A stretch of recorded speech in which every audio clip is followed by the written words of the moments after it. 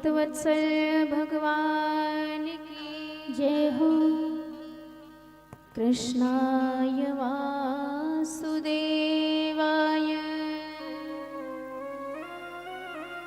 हरे परमात्मने प्रणतक्लेशनाशाय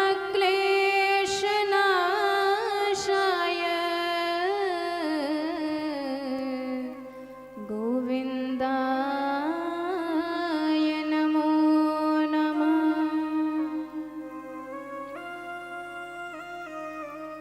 परम मंगलमय भगवत स्वरूप श्रीमद् भागवत सप्ताह ज्ञान यज्ञ आज द्वितीय दिवस की कथा में प्रवेश करने से पूर्व अनंत कोटि ब्रह्मांड नायक परब्रह्म परमात्मा जगदीश्वर जगन्नाथ अकारण करुण करुणावरुणालय भक्त वांछा कल्पतरु दीन बंधु दीनानाथ सच्चिदानंद विग्रह बांकी बिहारी राधा रमण सरकार के पावन चरणार बिंदु में बारंबार प्रणति एवं कथा में प्रवेश कर जीवन को परम धन्य व कृतार्थ बना रहे हमारे सौभाग्यशाली परीक्षित जी महाराज, सम्मुख सब उपस्थित संत वैष्णव समुदाय, श्रद्धामयी भक्तिमयी माताएं, आप सभी को सप्रेम जय जय श्री राधे, जय सिया राम।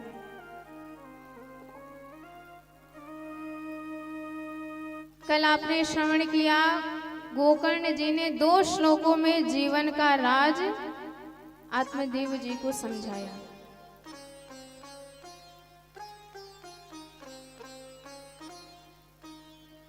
धर्मं भजस्व सततम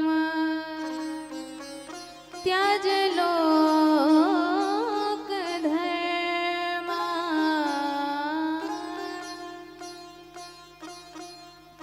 सेवस्व साधु पुरुषा जहि काम तृष्णा अन्यस्व दोष गुण चिंतन माशु मुक्त्वा सेवा कथाम रसमहो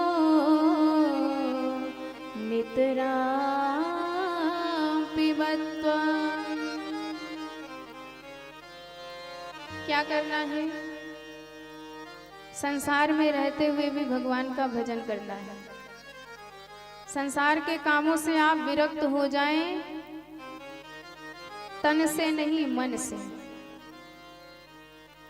काम करते रहें, नाम जपते रहें, ध्यान करते रहें भगवान का, यही हमारा जीवन होना चाहिए।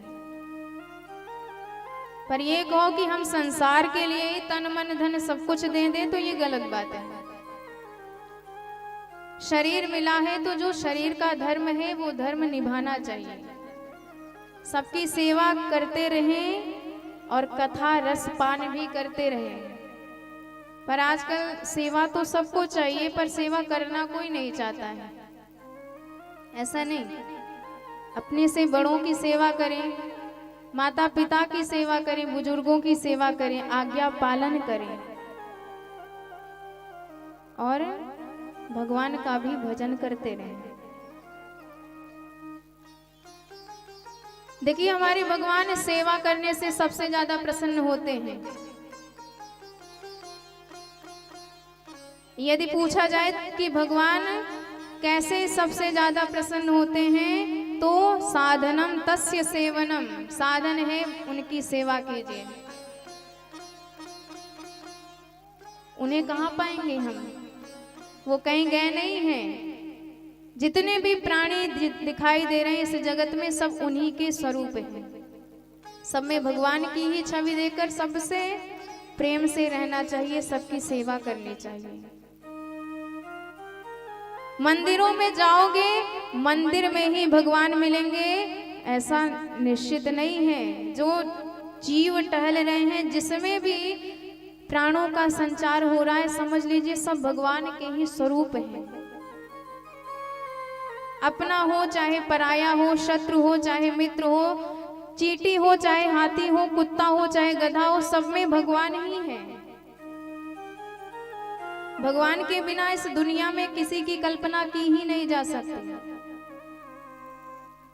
अच्छा, जब सब में भगवान ही दिखने लग जाएंगे तो फिर जो हमारे मन में द्वेष है, हमारे मन में किसी के प्रति ईर्ष्या है, जलन है, वो अपने आप समाप्त हो जाएगी। क्योंकि जब सब में वही प्यारे ही दिखाई देंगे तो हम द्वेष करेंगे किससे? इसलिए धर्मम भजस्व सततम त्यज लोक धर्मान। पर ये भी याद रखिए कि हमारा परम लक्ष्य है भगवान की भक्ति करना। भक्ति करने के बाद फिर कभी भी जीव अभागा नहीं रहता, दुखी नहीं रहता, सारे कष्ट उसके दूर हो जाते हैं। हमारा जीवन ही इसीलिए मिला है हमें। जैसे एक व्यक्ति था, किसी संत से सुना कि भगवान का भजन करना चाहिए, तो तर्क करने लगा, भाई तुमने भगवान को देखा है जो दुनिया को पागल बनाते हो?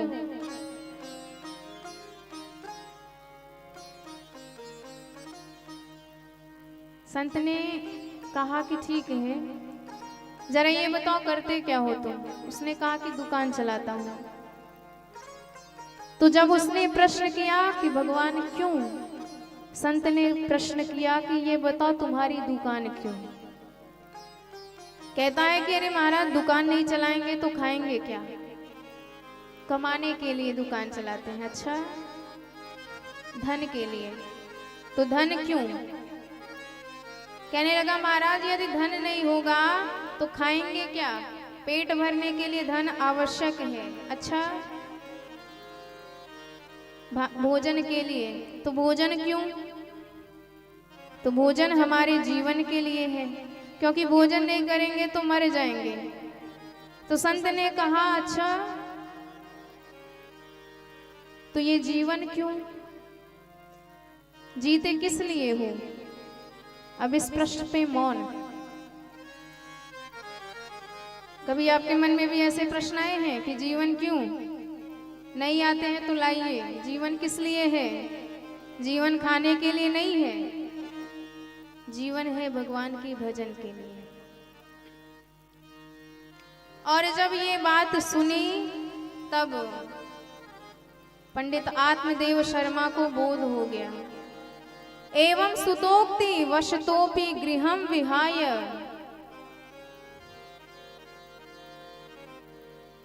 घर छोड़ दिया, सारा दुख, सारी मोह, सारी चिंता उनकी नष्ट हो गई।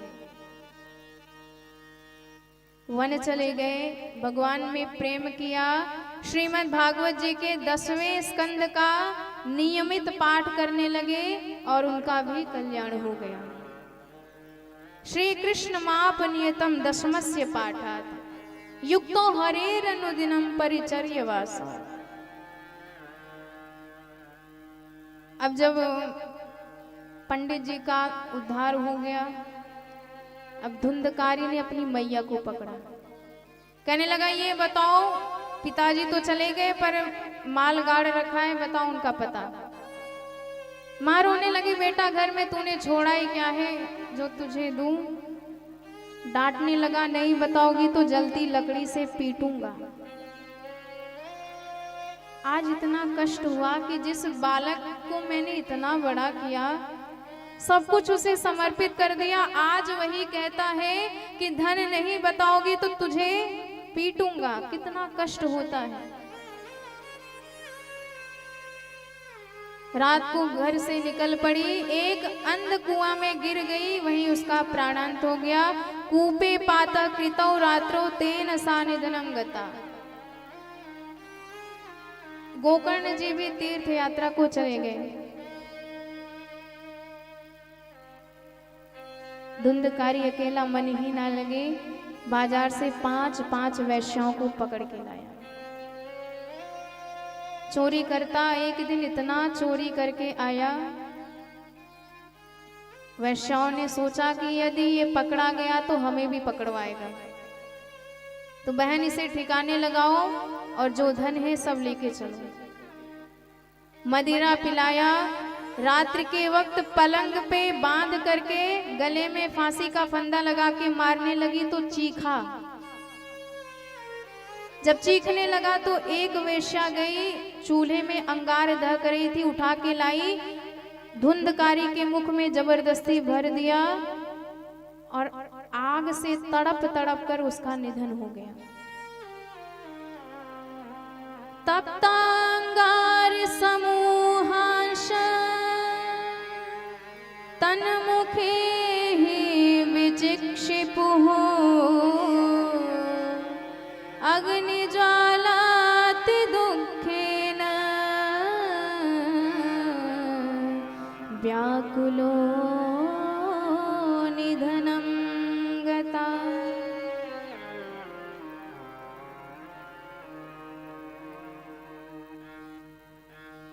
प्राणांत हुआ पर कर्म ही इतना खराब कि भयंकर प्रेत योनि प्राप्त हुई। गोकर्ण जी को पता चला तो गया जी में उसके नाम का श्राद्ध किए।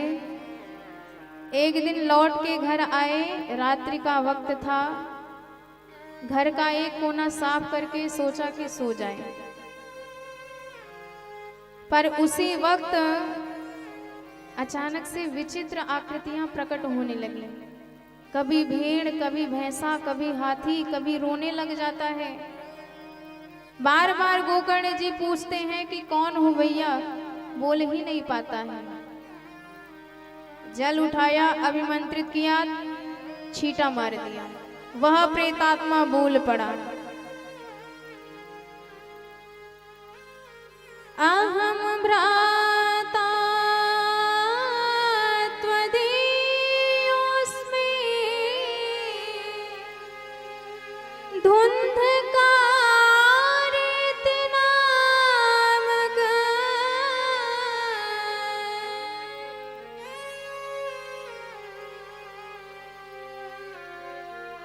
उसने कहा कि मैं आपका धुंधकारी नाम का वही दुष्ट दुराचारी भाई हूं। गोकर्ण जी ने पूछा कि आपकी ये हालत, मैंने तो आपके नाम का गया जी में श्राद्ध किया है। धुंधकारी कहने लगा कि मैं ऐसा वैसा प्रेत नहीं हूं, आप गया जी में एक नहीं 100 श्राद्ध करके आओ पर मेरी मुक्ति नहीं होने वाली। गया श्राद्ध शतेनापि मुक्तिर में न भविष्यति। कौन सा उपाय किया जाए? गोकर्ण जी ने कहा आज जाओ, कल देखेंगे। रात्रि भर विचार किया, समझ में नहीं आया, सूर्य देव को प्रणाम किया, उनकी गति रोक दी। तुभ्यम नमो जगत साक्षिण ब्रूहि मे मुक्ति हेतुकम्।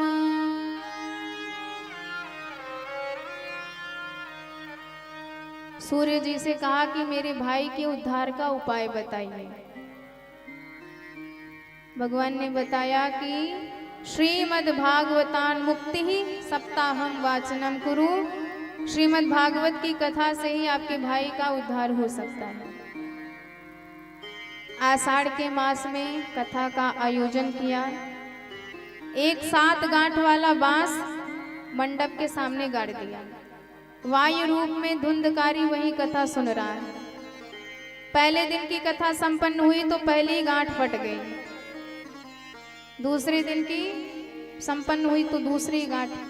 ऐसे ही 7 दिनों की कथा संपन्न होते ही एवं 7 दिनश्चैव 7 ग्रंथि विभेदनम, और उससे एक दिव्य भव्य चमचमाता जगमगाता पुरुष प्रकट हो गया। बोल भक्त वत्सल भगवान की जय हो। दिव्य रूप धरो जाता तुलसी दाम मंडित, पीतवासा घनश्यामो मुकुटि कुंडलान्वितः।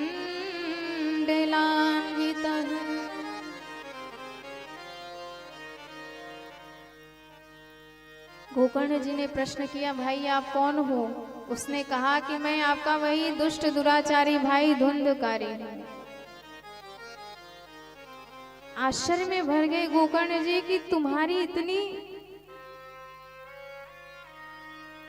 सुंदर हालत, क्या कारण है? कहता है कि महाराज, ये इस कथा का प्रभाव है। धन्य है ये मंगलमयी कथा कि मुझ जैसे पतित को भी इतना पावन बना दिया, इतना पुनीत बना दिया। धन्या भागवती वार्ता प्रेत पीड़ा विनाशिनी, सप्ताहोपि तथा धन्या कृष्ण लोक फलप्रदः। और जो बड़े भाव से 7 दिन तक इस कथा को सुन लेता है मन लगा के, फिर उसे भगवान का धाम भी दुर्लभ नहीं रहता है। बोल श्रीमद् भागवत महापुराण की जय हो। वार्ता चल ही रही थी कि सामने से विमान आ गया भगवान के धाम से, धुंधकारी को ले जाने के लिए। अब सारे श्रोता उदास की भाई कथा तो हम सबने सुनी, पर विमान केवल धुंधकारी के लिए आया, ये पक्षपात क्यों?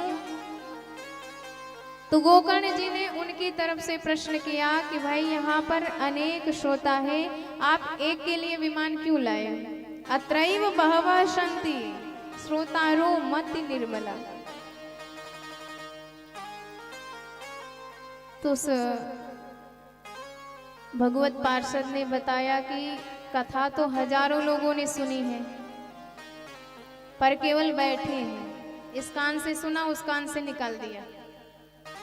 ऐसे ही हम सुनते हैं, ध्यान लगा के थोड़ी सुनेंगे। कथा में बैठे रहेंगे पर घर की याद आएगी कि घर पे तो ये काम छोड़ आए हैं, ये चीज तो बाहर रह गई है। कभी कभी मन दुकान की तरफ भाग जाता है कि ये कपड़ा लेना है, ये चीज खरीदेंगे, खाएंगे। तो इस भाव से कथा सुनेंगे तो समझ में नहीं आएगी, मन लगा के कथा सुनी जाती है। तो यदि मन नहीं है आपका, कथा में भले आप बैठे रहे पर उद्धार नहीं हो सकता है। श्रवणस्य विभेदेन फल भेदोत्र संस्थितः, श्रवणम तो कृतम सर्वैर न तथा मननम कृतम। तो उसे मनन भी कीजिए, मन में उतार लीजिए, तब वो कथा कल्याण करती है। कई लोग श्रोता होते हैं, कई लोग सरोता होते हैं, कई लोग सोता होते हैं कि घर में तो जो नींद की गोली खाने के बाद भी नहीं आती, वो कथा में बैठ के बड़ी जबरदस्त आती है।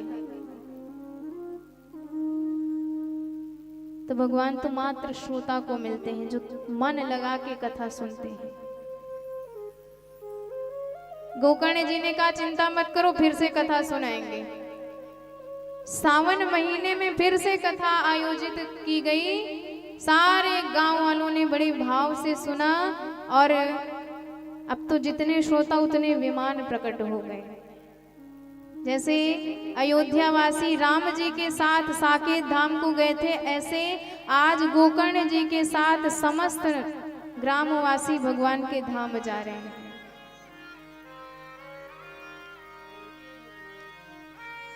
अयोध्या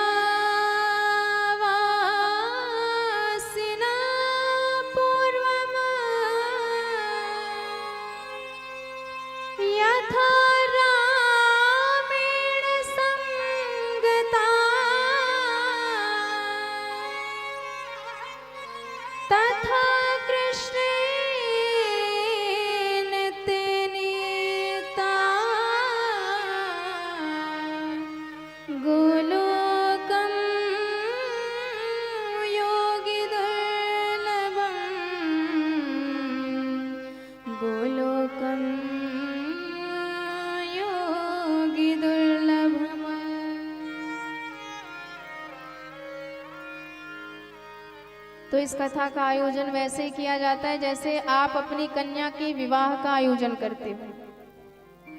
अब ये नहीं बताया है कि कन्या के विवाह में कितना खर्चा लगेगा, कोई कम में तो कोई ज्यादा में। जिसकी जितनी सामर्थ्य होती है वैसे ही करता है। तो ऐसे ही कथा में भी आप खर्च कर सकते हो, जितनी सामर्थ्य, जितना मन, जितनी इच्छा। और कथा व्यास का चयन आप ऐसे कीजिए जो ब्राह्मण हो, वैष्णव हो, समझाने में आपको कुशल हो, और आपको मात्र कथा की ही बात बताए जो कथा में वर्णन किया गया है। बाहरी बातों का बहुत ज्यादा विवेचन ना करें। कथा के श्लोकों को आपको गाकर सुनाए, क्योंकि ये मधुर गीत है।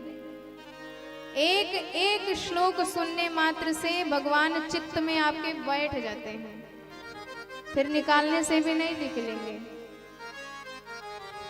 इसलिए श्लोक भले ही समझ में ना आए, पर सुनना बहुत आवश्यक होता है।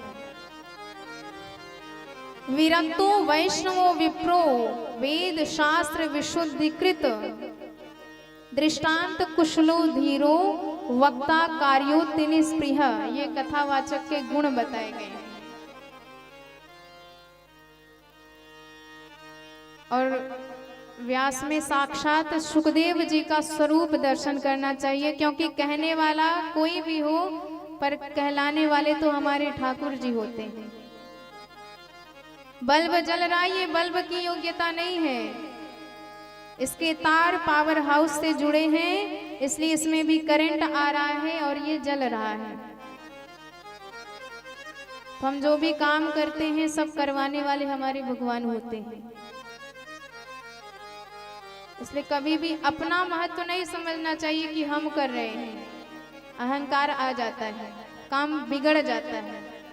जो भी हो रहा है, जितना भी हो रहा है, सब भगवान की कृपा से हो रहा है। अब हम प्रथम स्कंद में प्रवेश करेंगे श्रीमद् भागवत महापुराण के, जिसके प्रारंभ के 3 श्लोकों में बताया गया है कि हमारे जीवन में क्या ध्येय है, क्या गेय है, क्या पेय है। अर्थात अपने जीवन में किसका ध्यान करना चाहिए और किसका भजन करना चाहिए और क्या पीना चाहिए। ये 3 चीजें यदि आपने जीवन में ध्यान दे के समझ लिया तो उद्धार हो जाएगा। प्राय लोग यही पूछते, महाराज किसका ध्यान लगाएं, कौन से भगवान का भजन करें। तो यही चीज श्रीमद् भागवत के प्रारंभ 3 श्लोकों में बताया गया है। जन्माद्यस्य यतोऽन्वयादितरतः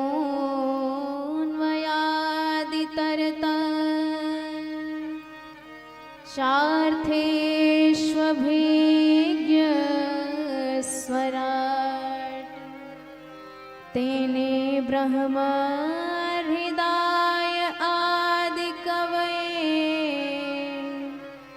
मुह्यन्ति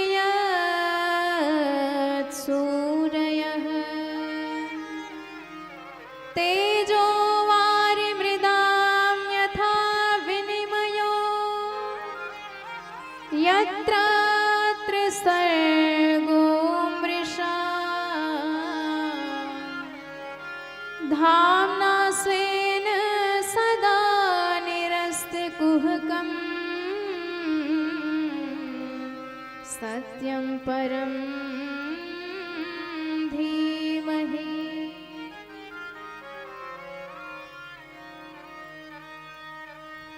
तो ये है श्रीमद् भागवत का प्रथम स्कंद का प्रथम श्लोक। अच्छा देखिए, पहली बात, जब इस भागवत की रचना हमारे व्यास जी ने की थी तो भगवान को दिखाई थी। भगवान ने कहा इसका नाम क्या है, कहते हैं भागवत, अर्थ भगवता प्रोक्तम इदम भागवतम, जो भगवान के द्वारा कहा गया है वो है भागवत। मैंने आपको कल भी बताया था, भगवान के मुख से निकली हुई गंगा है ये, इसलिए भागवत। बगल में हमारी श्री जी बैठी थी, उन्होंने कहा कि व्यास जी गड़बड़ कर रहे हो आप, हमारे यहाँ राम जी केवल अधूरे माने जाते हैं, पूरे कब होंगे? जब हम सीताराम कहेंगे। राधे के बिना श्याम जी आधे श्याम हैं। पूरे कब होंगे? जब राधे श्याम एक साथ कहा जाएगा। तो पहले माता जी का नाम फिर पिताजी का नाम लिया जाता है। और आपने भगवान का नाम लिया पर मुझे भूल गए। श्री जी की कृपा कैसे प्राप्त होगी? तो हमारे व्यास जी ने अब कमी अनुभव की। उन्होंने कहा कि मैया इसमें आपका नाम और जोड़ देते हैं श्रीमद। श्री जी का भी नाम जुड़ गया और हो गया श्रीमद् भागवत महापुराण। कहा तो गया है भगवान के द्वारा, पर इसमें पग पग पे आपको राधे रानी की कृपा समझ में आएगी। हमारी किशोरी जी की कितनी कृपा है, कितनी महिमा है, ये सब आपको बताया जाएगा, ये सब आपको समझाया जाएगा, क्योंकि ये भक्तिमय अनुष्ठान है। भागवत में भक्ति का वर्णन किया गया है। भक्ति की महिमा हमारे जीवन में ज्यादा होती है। बिना भक्ति के भगवान कभी नहीं मिलते हैं। और भगवान की कृपा तो बरसती ही है भक्तों पर किशोरी जी की कृपा सबसे ज्यादा बरसती है भक्तों पर। एक प्रसंग आता है बरसाने का। बरसाने में एक सेठ जी रहा करते थे। भगवान की कृपा से उनके जीवन में कोई कमी नहीं थी, सब कुछ था। 3 बहू बेटे थे, धन था, संपत्ति थी, बढ़िया मकान था, दुकान था, पर एक कमी थी कि उनकी कोई बेटी नहीं थी। और कहा जाता है कि जो भाग्यशाली होते हैं उनके यहाँ बेटा होता है, पर जो सौभाग्यशाली होते हैं उनके यहाँ बेटी होती है।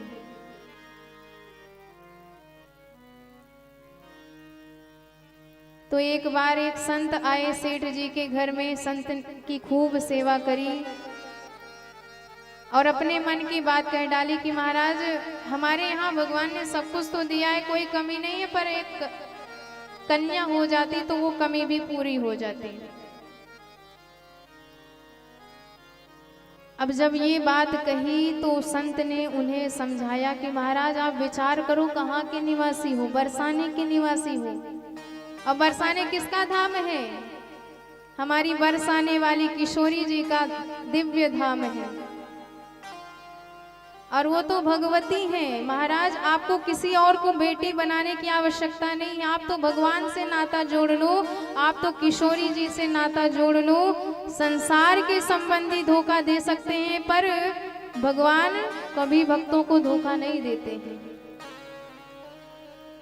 सुनहु सेठ तुमको मिला बरसाने को वास, यही ना तेरा सुता काहे रहत उदास, काहे रहत उदास। अब तो सेठ जी के मन में ये भाव आ गया कि राधे जी हमारी बेटी है। खूब बड़ा सा चित्र मंगवाया राधे जी का, सबसे आगे लगवा दिया। हर वक्त किशोरी जी का नाम जपते रहते हैं, राधे राधे रटते रहते हैं, और अपने सौभाग्य की हमेशा महिमा गाते रहते हैं कि धन्य है मेरा सौभाग्य कि बरसाने वाली भगवान की प्रिया, भगवान की आह्लादनी शक्ति हमारी बिटिया है। 3 बहू बेटे हैं, घर में सुख सुविधा है पूरी, संपत्ति भरी भवन में रहती नहीं कोई मजबूरी। कृष्ण कृपा से जीवन पथ में नहीं कोई है बाधा, मैं बड़ भागी पिता हूँ मेरी बेटी है श्री राधा।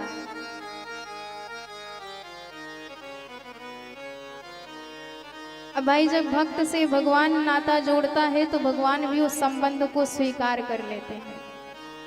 किशोरी जी ने देखा कि ये मुझे अपनी बेटी मानते हैं तो मैं भी इनकी बेटी बन जाती हूँ। सेठ जी की 3 बहुएं थी और एक बार उनके घर में चूड़ी पहनाने वाली आई। हमेशा के हिसाब से उसने चूड़ी पहनाया और दाम लेने के लिए दुकान पे चली गई।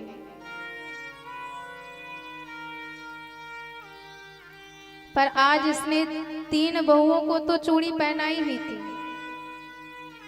पर किशोरी जी ने देखा कि मेरी भाभियां चूड़ियां पहन रही हैं, मेरे पिताजी का घर है, मेरा भी अधिकार है, तो उन्होंने भी चूड़ियां पहन ली थी। सेठ जी ने 3 लोगों के हिसाब से दाम दिया हमेशा की तरह, पर उसने कहा महाराज आज दाम थोड़ा ज्यादा लगेगा क्योंकि आज 3 नहीं 4 लोगों को चूड़ियां पहना के आई हूं। विश्वास नहीं हुआ कि तू मुझे झूठ बोल रही है। मैं जाऊंगा अपने घर में पता करूंगा तब तुझे दाम दूंगा। बहुओं से प्रश्न किया तो बहुओं ने तो मना कर लिया कि हम तो 3 ही थे, चौथा कौन आया मुझे नहीं पता है। सेठ जी ने कहा वो झूठ बोल रही थी, मुझे पता है। और आज भोजन करके जैसे ही सोने के लिए अपनी बिस्तर पर गए, निद्रा आई तो उस निद्रा में स्वप्न देखा और स्वप्न में साक्षात किशोरी जी प्रकट हो गई। और जैसे ही किशोरी जी को देखा बड़े भाव से चौंक पड़े कि बेटी तू मेरे समक्ष आई है, धन्य है मेरा सौभाग्य। सपने में प्रकट हो ये वृषभानु की दुलारी बोली। किशोरी जी ने कहा दूर रहिए मुझसे, आप मुझे अपनी बेटी मानते हैं तो मैं भी आपको पिता मानती हूँ, और इसी संबंध के नाते आज मैं आपके घर आई तो आपको 3 बहुएं तो याद रही, पर मेरी जरा भी याद नहीं आई कि इस घर में चौथा मेरी बेटी भी रहती है। सपने में प्रकट हो ये वृषभानु की दुलारी बोली, तनया बनाए तात नात ना निभायो है। चूड़ी पहन लेनी मैंने जान पितु गेह काल, और आप मनिहारिन को दाम ना चुकायो है।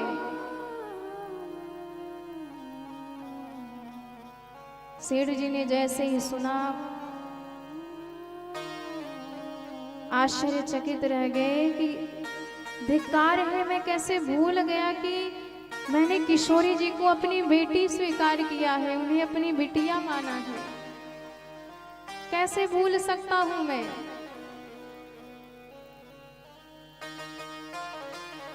किशोरी जी के नैनों में आज अश्रु आ गए कि पिताजी ये संसार ऐसा ही है, चाहे जितना संबंध इससे बना लो पर सारे संबंध को एक झटके में भुला देता है। 3 बहू याद किंतु बेटी नहीं याद रही, कहत श्री राधिका को ही भर आयो है। ऐसी भई दूरी कौन सी मजबूरी हाय, कि आज 4 चूरी काज मोय बिसरायो है। सेठ जी तुरंत उठे, मनिहारिन के पास गए, उसके चरणों में गिर पड़े। सौभाग्य है तेरा, जिन किशोरी जी की कृपा पाने के लिए अनंत कोटि ब्रह्मांड नायक परब्रह्म परमात्मा बांके बिहारी सरकार भी तरसते रहते हैं, उनके चरणों में लौटते रहते हैं। आज उन्हीं किशोरी जी ने तुझे साक्षात दर्शन दिया है, तेरे हाथ से चूड़ियां पहन के गई है। क्या कहना तेरे सौभाग्य का।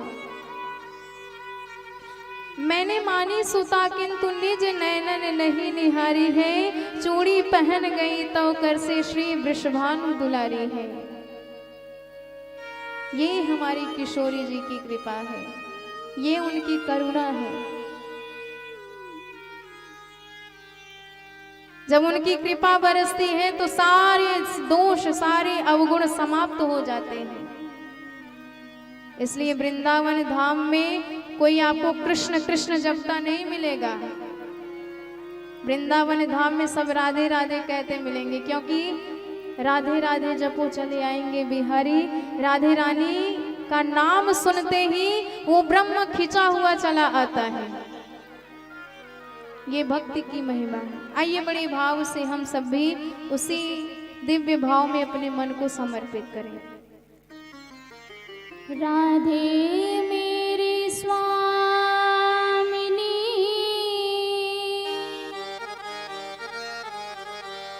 मैं राधे को दास, जन्म जन्म मोहि दीजियो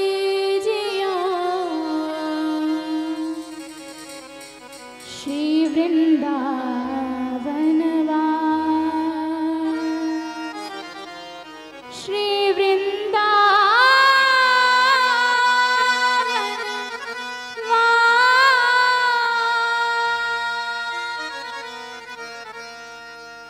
वृंदावन बड़े भाव से सभी लोग ताली की सेवा करते हुए श्री चरणन में बोल बरसाने वाली की हमको रहना है।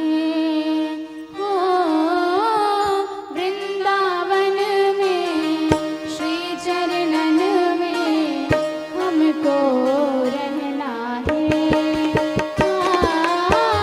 वृंदावन में श्री चरणन में हमको रहना है। संतन के संग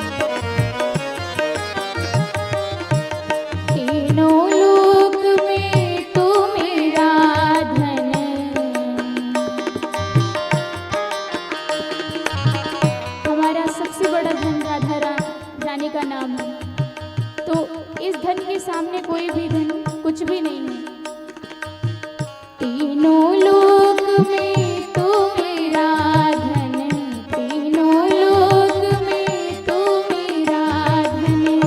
ये दुनिया वीराना है, ये दुनिया वीराना है। तीनों लोक में तू मेरा धन, तीनों लोक में तू मेरा धन। ये दुनिया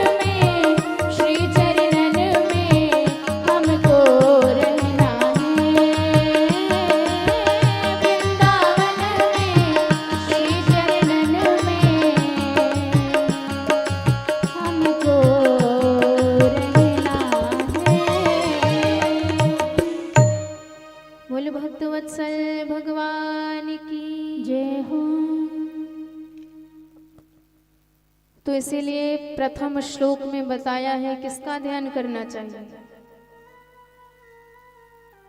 देखिए श्रीमद् भागवत में पहले डायरेक्ट नाम नहीं बताया है कि इन्हीं का ध्यान कीजिए आप, पर समझदार को इशारा ही काफी होता है।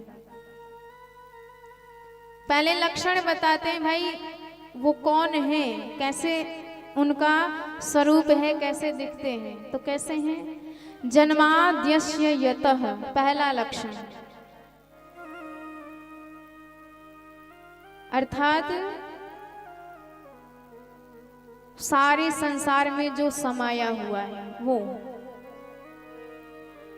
तो फिर विद्वानों ने विचार किया ऐसा कौन है भाई जो सारे संसार में समाया हुआ है। तो कहने लगे अच्छा प्रकृति, सारे संसार में तो प्रकृति ही फैली है, तो मतलब प्रकृति का ध्यान करना है। कहा नहीं। और दूसरा लक्षण बताया, अन्वयादितरतः अभिज्ञः, अर्थात वो कैसे हैं? वो ज्ञानवान है। और प्रकृति कैसी है? जड़ है। और हम जिसका ध्यान करना चाहते हैं वो चेतन है। तो फिर विचार किया अच्छा ब्रह्मा जी की बात कर रहे हो, ब्रह्मा जी सारे संसार की रचना भी करते हैं, इसलिए सारे संसार में वही समाये हैं और ज्ञानवान भी हैं, ज्ञान भी है उनमें। फिर दूसरा लक्षण बताया, नहीं और एक लक्षण है। अब क्या? स्वराट, स्वराट अर्थात हम ऐसे भगवान के भजन की बात कर रहे हैं जिन्होंने ब्रह्मा जी को भी एक संकल्प मात्र से ज्ञान का विशाल भंडार प्रदान कर दिया, वेदों का ज्ञान दे दिया। और लक्षण बताया कि जो इतना शक्तिमान है कि संसार में होते हुए भी संसार में नहीं है। कैसे? जैसे आप गर्मियों के दिनों में जब सड़क पे देखेंगे तो दूर पानी पानी दिखाई देता है सड़क पे सूर्य की रोशनी में, पर पास जाओ तो वो पानी नहीं होता है। तो ठीक इसी प्रकार उनकी शक्ति से ये संसार तो दिखाई देता है पर संसार है नहीं, नकली है। और जो है वो दिखाई नहीं देता है, जो है वो दिखाई नहीं दे रहा है, जो नहीं है वो समझ में आ रहा है। तो यह संसार मृग मरीचिका वत दिखाई देती है उनकी शक्ति से। ऐसे शक्तिमान की हम भजन की बात कर रहे हैं, पर नाम अब भी नहीं बताया, सीधे कह दिया सत्यम परम धीमहि। अब आप विचार करोगे भाई ये सत्यम कौन से भगवान है, सत्य कौन से भगवान है? तो इशारा कैसे किया जा रहा है भाई? भगवान को कोई नाम से नहीं पुकार सकता। जैसे हमारे राम जी और सीता जी, लक्ष्मण जी जब वनवास जा रहे थे तो मार्ग में जो गांव पड़ा, उस गांव की स्त्रियों ने जब राम जी का दिव्य वेश देखा तो परम आश्चर्य में भर गए कि कितने सुंदर है ये। सीता जी जब उनके पास आई तो एकांत में सीता जी से इशारा किया, गांव की स्त्रियां से पूछती भी हैं कि बहन ये बताओ ये तुम्हारे कौन लगते हैं, बड़ी सुंदर है। सीता जी ने सोचा नाम कैसे ले ले, मर्यादा है, तो उन्होंने इशारा किया, पहले लक्ष्मण जी की तरफ इशारा किया कि देख बहन ये जो गोरे गोरे दिख रहे हैं ये मेरे छोटे देवर लगते हैं। सहज सुभाय सुभग तन गोरे, नाम लखन लघु देवर मोरे। अच्छा, और ये सांवरे वाले? तो सीता जी ने प्रभु की तरफ अंचल किया, जिस तरफ प्रभु खड़े उस तरफ अपना अंचल बढ़ाया और तिरछी नजर से देख करके मुस्कुरा दी। सारी स्त्रियां समझ गई कि ये इनके कौन लगते हैं। कहने लगी बहन बताने की जरूरत नहीं है, हम समझ गए ये तुम्हारे पतिदेव लगते हैं। तो बहुरी बदन विधु अंचल ढापी, पिय तन चितई भौह कर बाकी। तो ठीक इसी प्रकार जैसे सीता जी इशारे में बताती हैं कि ये कौन है, और स्त्रियां समझ भी गई। तो ऐसे जो वेद भगवान हैं वो भगवान का नाम नहीं लेते, इशारा कर देते हैं ये ऐसे हैं वो ऐसे हैं, और जो समझदार है समझ जाते हैं कि इनकी बात चल रही है। तो ये सत्य हमारे राम जी हैं, ये सत्य हमारे श्याम जी हैं। तो आप किसी की भी संकल्पना कर सकते हो जो आपको पसंद हो। किसी को दुर्गा मैया पसंद है, किसी को हनुमान जी पसंद है, किसी को राम जी पसंद है, किसी को भोलेनाथ, तो सब सत्य हैं। आप जो भी पसंद हो उनका ध्यान कर सकते हो। इसलिए कह दिया सत्यम परम धीमहि, क्योंकि सत्य से बड़ा कोई धर्म नहीं माना जाता है। धर्म न दूसर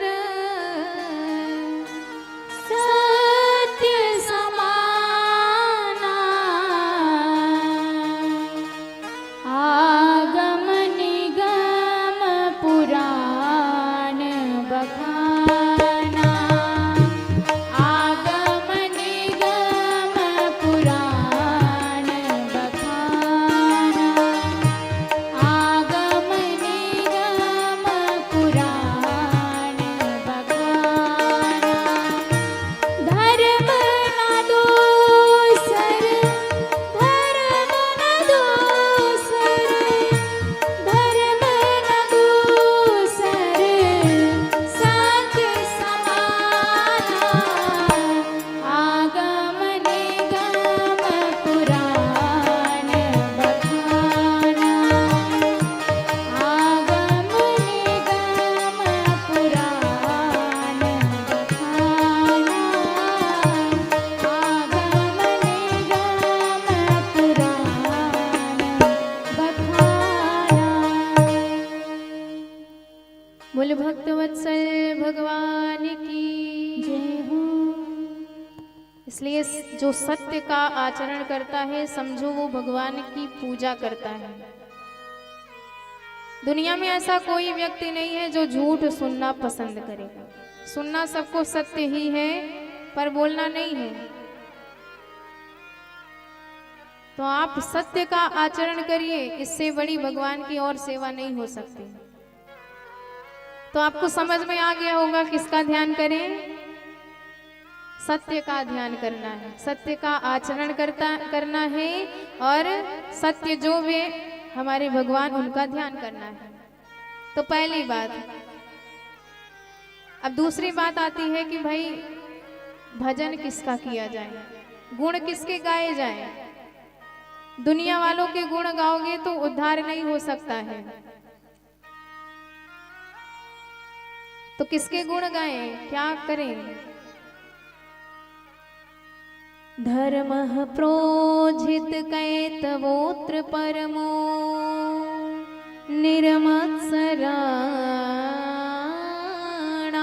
सताम् वेद्यम वास्तवमत्र वस्तु शिवदम तापत्रयोन्मूलनम्।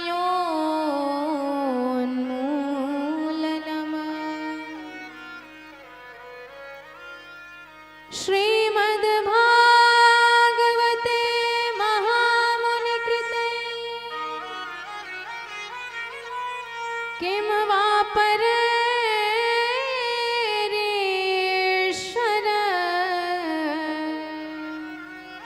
सद्यो हृदयवरुध्यते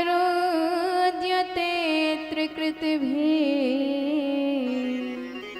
शुश्रूषुभिस्तत्क्षणा।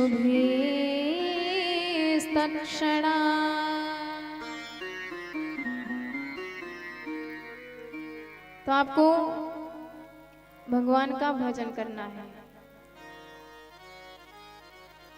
तो क्या गाएं? उल्टा सीधा गाना नहीं गाना है आपको।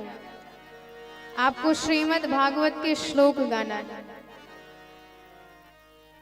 तो पहले तो श्रीमद् भागवत समझने के लिए हमें पात्रता होनी चाहिए। श्रीमद् भागवत कौन समझ सकता है, कौन सुन सकता है? पात्रता क्या है? निर्मत्सराणाम सता, अर्थात जिसका हृदय निर्मत्सर हो गया है। अब ध्यान से सुनिएगा, अपने आप को तैयार करना है। देखिए मच्छर दो प्रकार के होते हैं। पहला जो बाहर से काटता है, यदि बाहर वाला मच्छर काट रहा है, ज्यादा परेशान कर रहा है, तो आप मच्छरदानी लगा लो, मोर्टीन जला लो, तमाम प्रकार के साधन बने हैं। पर यदि भीतर वाला मच्छर काट रहा है तो इससे तो बड़े बड़े नहीं बच सकते हैं। ये कौन सा मच्छर है? जहां आपने दूसरे का पद देखा, जहां दूसरे का धन देखा, जहां दूसरे का वैभव देखा, संपत्ति देखी, गुण देखा, यश देखा, कीर्ति देखी, सो भीतर वाला काटने लग जाता है। अरे 4 साल हो गए हम वही गाड़ी लेके दौड़ा रहे हैं और हमारे पड़ोसी ने 4 साल में 4 नई गाड़ियां निकलवा ली, तो भीतर वाला काटने लग जाता है। मान बढ़ाई जबते आई तबते किस्मत फूटी। अपने घर में लाइट नहीं है कोई बात नहीं, पर पड़ोसी के घर में लाइट क्यों जल रही है, जाके तार ही काटाएंगे। अपने घर की व्यवस्था नहीं करी जाएगी। तो ये मात्सर्य का प्रतीक है, ईर्ष्या, जलन जिसे कहा जाता है। और भाई यदि आप ईर्ष्यालु हो तो आप कथा कभी नहीं समझ सकते हो। भले ही सोने का पात्र हो, सोने का बर्तन हो, भले ही दूध कामधेनु का हो, पर यदि उस बर्तन में जरा सी भी खट्टापन रहेगा तो दूध फट जाएगा, बर्बाद हो जाएगा। तो हृदय पात्र है, और यदि इस हृदय के पात्र में जरा सा भी दोष आया, ईर्ष्या आई, छल कपट आया, तो भले ही अमृत जैसी कथा आप सुन रहे हो, कोई असर नहीं करेगी। इसलिए अपने आप को पहले सुधारें।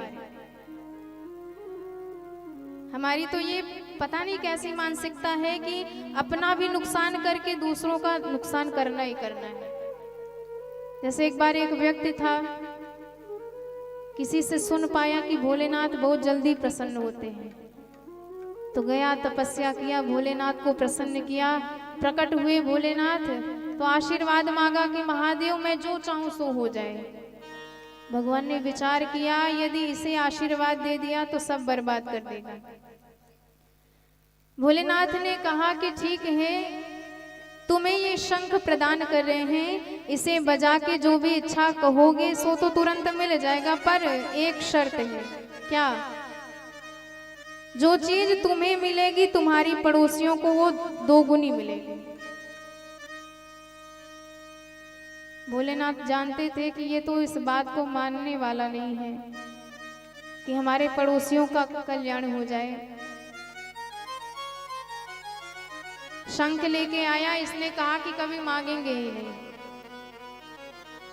और एक दिन बाजार गया था, इसकी पत्नी घर में बच्चों के साथ थी और जोरदार बारिश हुई, टूटा फूटा घर था, सो छत से अंदर पानी आने लगा, बेचारी परेशान हुई, शंख बजाया, कहने लगी कि यदि आप भोलेनाथ के सच्चे शंख हो तो तुरंत मेरी 2 मंजिला मकान बनके तैयार हो जाए।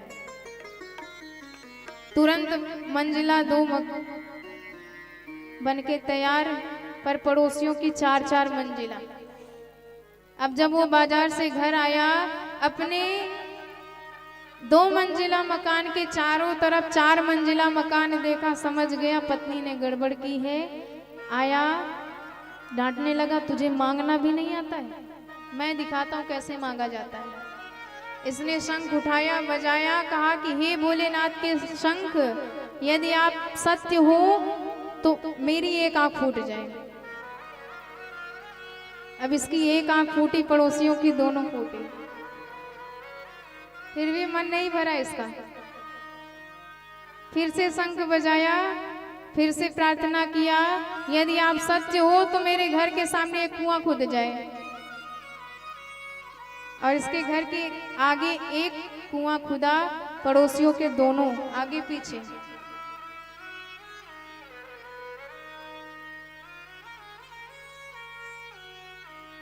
आगे पीछे दोनों, अर्थात आंख भी फूटी, कुएं में भी गिरे, चाहे जिधर से जाओ, चाहे बाहर जाओ चाहे अंदर।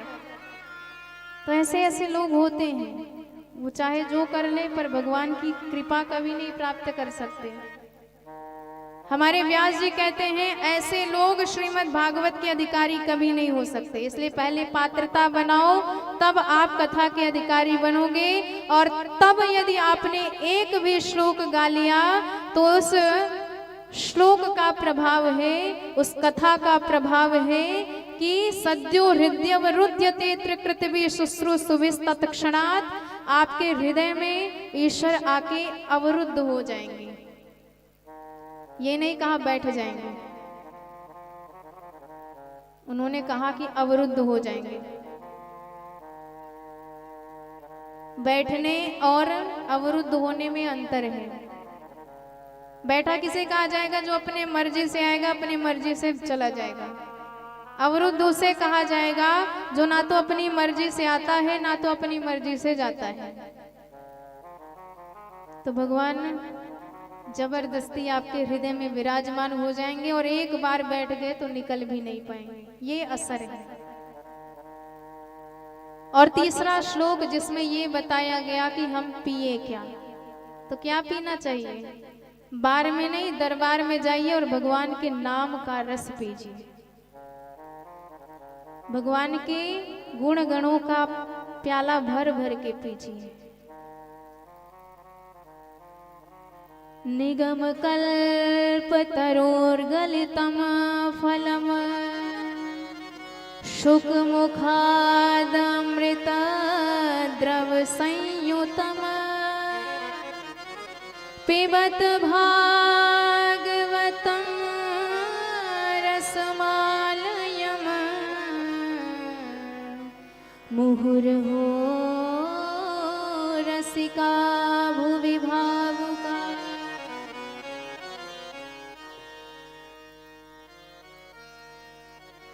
तो वेद रूपी वृक्ष का पका हुआ फल है श्रीमद् भागवत। किसी ने कहा भाई जब वेद की इतनी ऊंची शाखा से टूट के गिरा नीचे तो एकदम चकनाचूर हो गया होगा।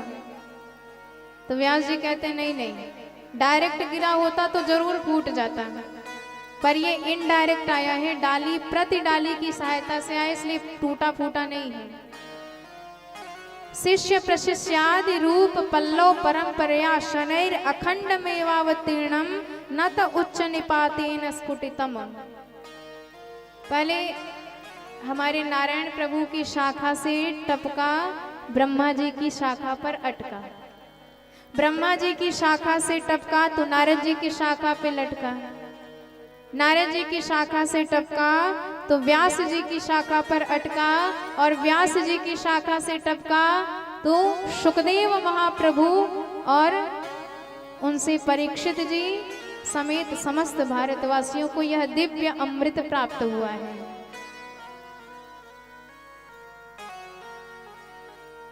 तो ऐसा यह अमृत है। किसी ने कहा ठीक है महाराज मान गए आपका फल टूटा फूटा नहीं है, पर ये बताओ फल मीठा होना चाहिए, खट्टा फल अच्छा नहीं लगता, गला बैठ जाता है। व्यास जी ने कहा एकदम गारंटी के साथ कहते हैं हमारा फल मीठा है। कैसे मान ले? उन्होंने कहा अच्छा ये बताओ तोता किस फल में चोंच लगाएगा? जो फल अत्यंत मीठा होगा। खट्टे फल में तोता कभी चोंच नहीं लगाता है। तो यह श्रीमद् भागवत भी शुकदेव महाप्रभु के वचनों से अभिभूत है, शुक तुंड संस्पृष्ट है, इसलिए खट्टा होने का सवाल ही नहीं है। पुनः उसने कहा कि ठीक है मान गए फल भी मीठा है, टूटा फूटा भी नहीं है, तो कौन सा रस है इसमें? आम हो तो आम रस, अनार हो तो अनार रस, अंगूर हो तो अंगूर रस, तो ये कौन सा रस है? तो हमारे व्यास जी कहते हैं रसो वै सह। श्रीमद् भागवत साक्षात भगवान का वांग्मय विग्रह है। ये हमारे कन्हैया ही आए हैं शब्द बन करके, इसलिए अक्षर अक्षर में गोविंद की श्यामलता समाई हुई है। अक्षर अक्षर में भगवान नाचते नजर आएंगे बांके बिहारी सरकार, इसलिए कृष्ण रस ही आपको इसमें सर्वत्र मिलेगा, भगवान के अलावा और कुछ नहीं मिलेगा। सदा सर्वदा भगवान के नाम का ही अमृत पीना चाहिए, और तब तक पिए जब तक आप रस से भर ना जाएं। अच्छा, तो कैसे समझेंगे कि रस से भर गए हैं? प्याला लीजिए, पानी भरते जाइए, जब भर जाएगा तो खुद ही छलकने लग जाएगा, गिरने लग जाएगा बाहर।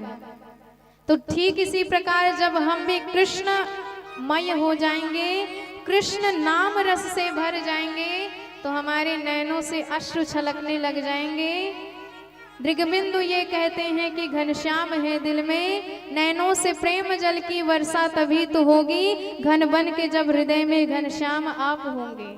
जब हमारे हृदय में वो बांके बिहारी सरकार भर जाएंगे, तभी तो नैनों से वो रस के रूप में प्रवाहित होंगे, बरसेंगे। इसलिए जो भक्त होता है वो हमेशा अश्रुपात करता ही रहता है, रोता ही रहता है। अपने आप आंखों से भगवान की याद में नैन बरसते रहते हैं, आंसू बहते रहते हैं। तो उस व्यक्ति ने कहा ठीक है महाराज, पीना है पी लेंगे, पर आपने तो कार्ड में 2 ही लोगों का नाम लिखा है, अहो रसिका भूवि भावुका, केवल रसिक को और भावुकों को बुलाया है, बाकी तो किसी का नाम भी नहीं लिया है। तो बिना नाम के कैसे चले जाए पी ले? निमंत्रण ही नहीं मिला तो कैसे चले जाए? व्यास जी कहते हैं हमने 2 लोगों का नाम इसलिए लिया है क्योंकि ये प्यासे हैं, और जो प्यासा है वो पानी का महत्व समझता है। तो जो रसिक हैं, जो भावुक हैं, वो तरसते रहते हैं भगवान की कथा के लिए। वो कभी कार्ड का इंतजार नहीं करते कि हमारे घर कार्ड आए तो हम कथा सुनने जाएं। उनका प्रेम है तो उसके बिना रह ही नहीं पाएंगे, जबरदस्ती आएंगे, चाहे जितनी बड़ी दुश्मनी हो, पर भगवान की कथा है तो उसके लिए अवश्य आएंगे, किसी निमंत्रण की अपेक्षा नहीं रखते हैं। तो भगवान के तो सभी हैं, जो आए उन्हें ही पिलाया जाएगा। इसलिए हमारे जीवन का परम लक्ष्य होना चाहिए भगवान की भक्ति, भगवान के गुणगण। भगवान का नाम लेते रहिए, अपने आप कल्याण होता रहेगा, बाकी कोई साधन करने की आवश्यकता नहीं है। भक्तिमय होके कीर्तन करना चाहिए, मन करे तो नृत्य करके भगवान का भजन कीजिए, डूब जाइए, झूम जाइए, उसमें आपको कोई रोकने वाला नहीं है। और जितनी सच्ची भक्ति होगी भगवान की प्राप्ति उतनी ही शीघ्रता से होगी। आइए बड़े भाव से हम सब मिलजुल के भगवान के श्री चरणों में मन समर्पित करें, तत्पश्चात कथा में प्रवेश करेंगे। बोले भक्तवत्सल भगवान की जय हो। बोल हरि हरि हरि बोल, केशव माधव गोविंद बोल। सभी लोग दोनों हाथ उठा के बड़े भाव से ताली की सेवा करते हुए बोल हरि हरि हरि बोल, केशव माधव गोविंद बोल। बोल हरि हरि बोल, केशव माधव गोविंद बोल। बोल हरि हरि बोल, केशव माधव गोविंद बोल। बोल हरि हरि बोल,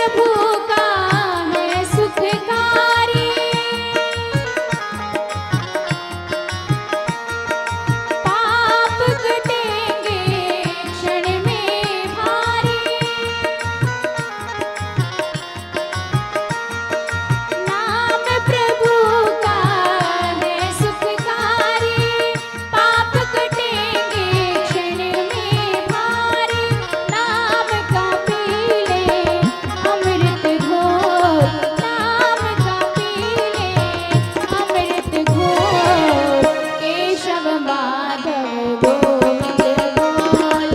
बोल हरि हरि हरि बोल। केशव माधव गोविंद बोल।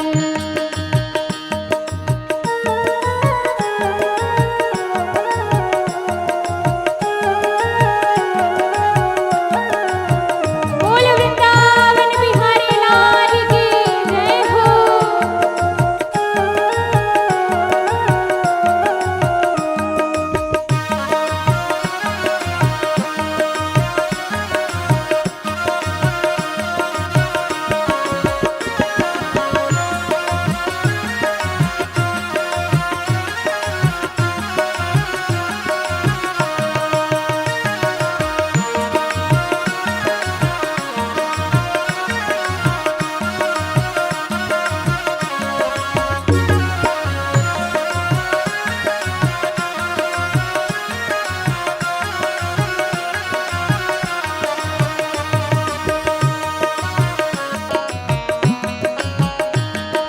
बोल भक्त वत्सल भगवान की जय हो। शबरी अहिल्या सदन कसाई। नाम जपन ते मुक्ति पाई। शबरी अहिल्या सदन कसाई। नाम जपन ते मुक्ति पाई। शबरी अहिल्या सदन कसाई। नाम जपन ते मुक्ति पाई। शबरी अहिल्या सदन कसाई।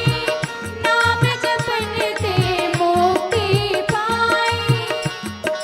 नाम की महिमा है बेमोल। नाम की महिमा है बेमोल। तू केशव माधव गोविंद बोल। बोल हरि हरि हरि बोल। केशव माधव गोविंद बोल। बोल हरि हरि हरि बोल। केशव माधव गोविंद बोल। बोल हरि हरि हरि बोल। केशव माधव गोविंद बोल। बोल हरि हरि हरि बोल। केशव माधव गोविंद बोल। बोल हरि हरि हरि बोल। केशव माधव गोविंद बोल। हरे कृष्णा कृष्ण कृष्ण हरे हरे। हरे राम राम राम हरे हरे। हरे कृष्ण कृष्ण कृष्ण हरे हरे। हरे राम राम राम हरे हरे। हरे कृष्ण कृष्ण कृष्ण हरे हरे। हरे राम राम राम हरे हरे। हरे कृष्ण कृष्ण कृष्ण हरे हरे। हरे राम राम राम हरे हरे। हरे कृष्ण कृष्ण कृष्ण हरे हरे। हरे राम राम राम हरे हरे। कृष्णा हरे कृष्णा कृष्णा कृष्णा हरे हरे। हरे राम राम राम हरे हरे।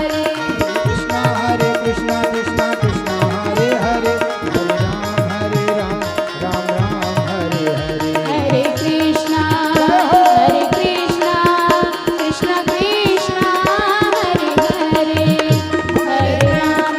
हरे राम राम राम हरे हरे। हरे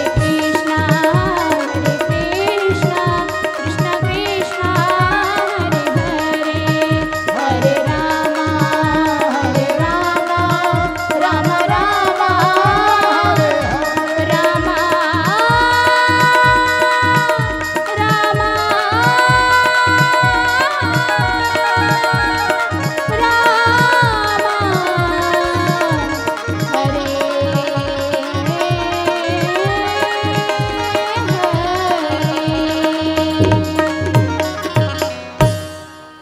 बोल भक्त वत्सल भगवान की जय हो।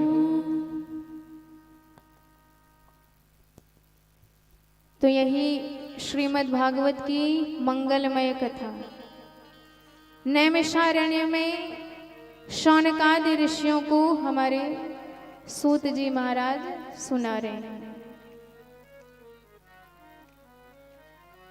नैमिषे निमिषे क्षेत्रे ऋषयः शौनकादयः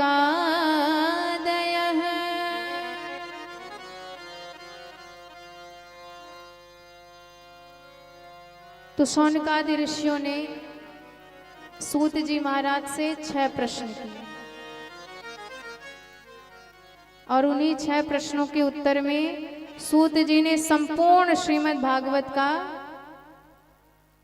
दर्शन करा दिया है।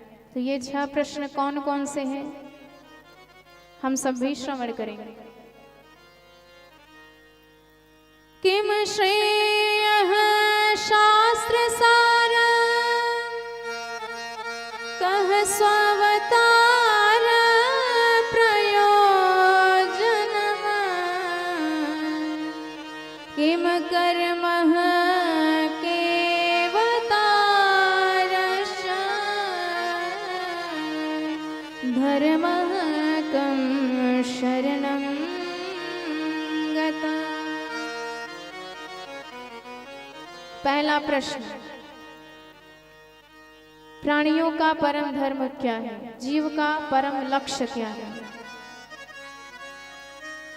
दूसरा प्रश्न किया, शास्त्रों का सार क्या है? क्योंकि शास्त्र तो बहुत हैं पर हमारे पास समय ही कम है, तो सार बताइए कि थोड़ा सा हम ध्यान दे दे उस पे और हमारा कल्याण हो जाए।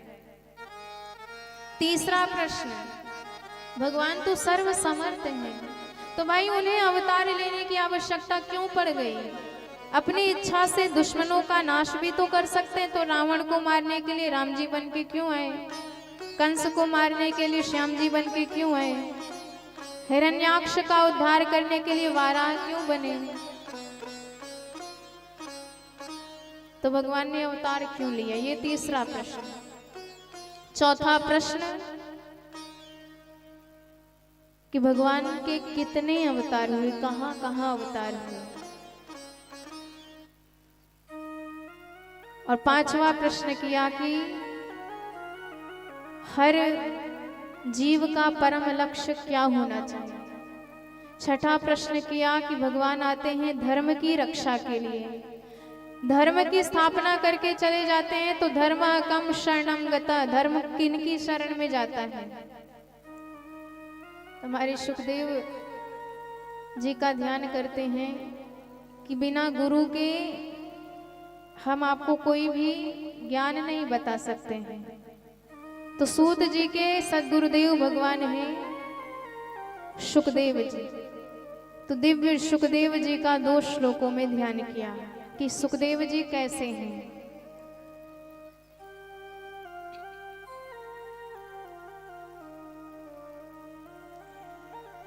यं प्रव्रजन्तमनुपेतमपेतकृत्य द्वैपायनो विरहकातर आजुहाव पुत्रेति तन्मयतया तर्वो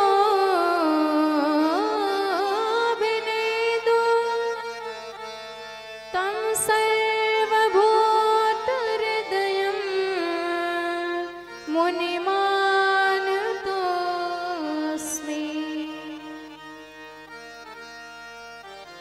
बोल सुखदेव भगवान की जय हो।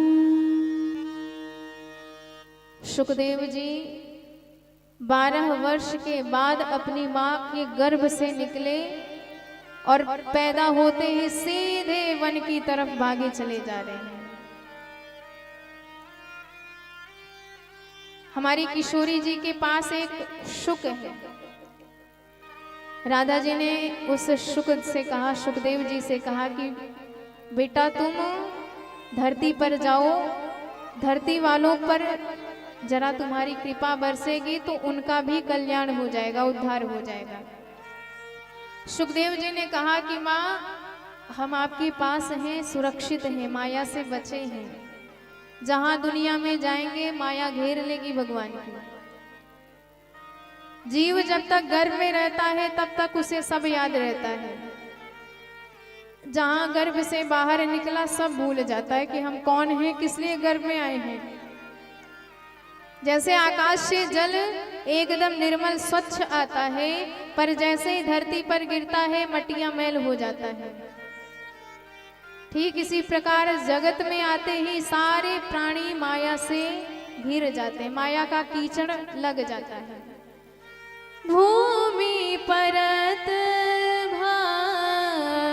ढाबर पानी, भूमि परत ढाबर पानी, भूमि परत ढाबर पानी, भूमि परत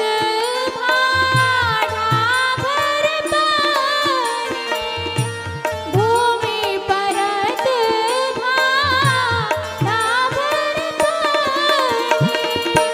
जिम जीवही माया लपटानी, जिम जीवही माया लपटानी, भूमि परत ढाबर पानी, जिम जीवही माया लपटानी। बोले भक्त वत्सल भगवान की जय हो। किशोरी जी ने कहा पर मेरी आज्ञा है, मेरी कृपा रहेगी, और जिस पर भगवान की कृपा हो उसे माया नहीं लगती है। मान लिया। और एक पक्षिणी के गर्भ से अंडे के रूप में प्रकट हुए। कहाँ? कैलाश पर्वत के पास। एक दिन बर्फीली तूफान चली तो माता पिता तो उड़ गए, पर अंडे के रूप में सुखदेव जी अब भी वही हैं। नारद जी ने सोचा इन्हें प्रकट कराना है, क्या किया जाए। विचार किया हमारी वजह से ब्रह्मा जी और ब्रह्माणी में तो लड़ाई झगड़ा हो ही गया है, भोलेनाथ का घर बचा है। सो आए कैलाश पर।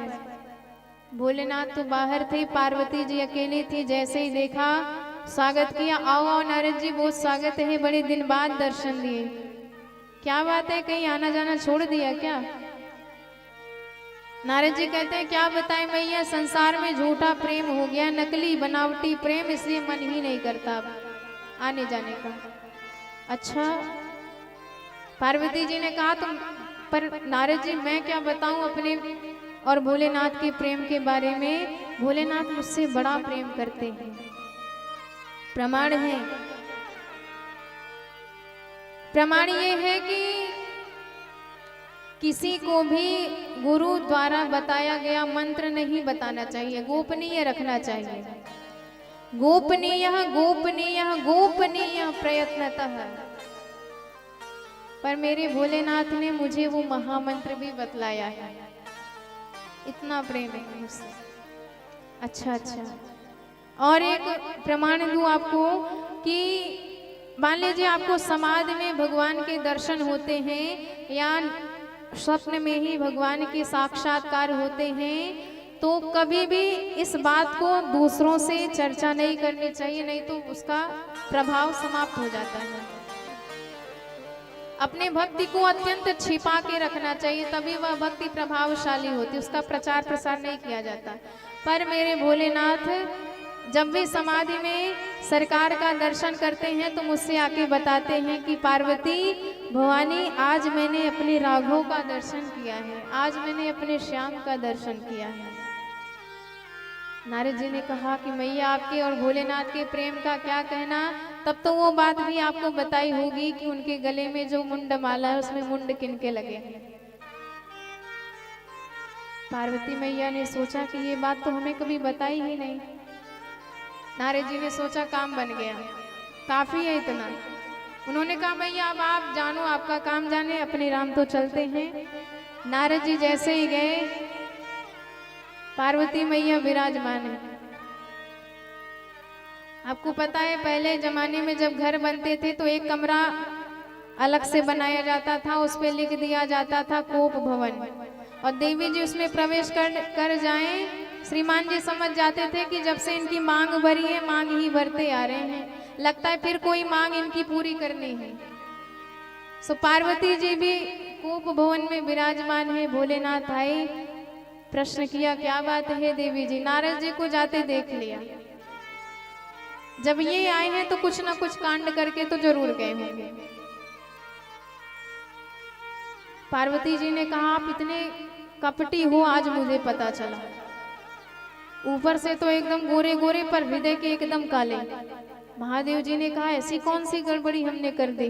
पार्वती जी ने कहा कि आप मुझसे प्रेम करते हो, ये सच है कि झूठ है। महादेव ने कहा एकदम झूठ, कितना प्रमाण पत्र आपको दे। पार्वती जी ने कहा कि ये तो कभी नहीं बताया कि आपके गले में जो मुंड माला उसमें मुंड किसके लगे हैं। भोलेनाथ ने कहा ये भी प्रेम का ही प्रमाण पत्र है। पार्वती तुम जब भी शरीर धारण करती हो और लीलावश उसे संपन्न करती हो तो तुम्हारी याद बनी रहे, इसलिए मैं उस मुंड को अपने गले में लटका के पहन लेता हूँ। इतना आपके प्रेमी है। पार्वती जी ने कहा तब तो महाकपटे निकले तुम। भोलेनाथ ने कहा अब क्या हुआ। पार्वती जी ने कहा कि तुमने कौन सी अमर बूटी खा रखी है जो तुम्हारा तो कुछ होता नहीं है, मरती केवल मैं ही हूं।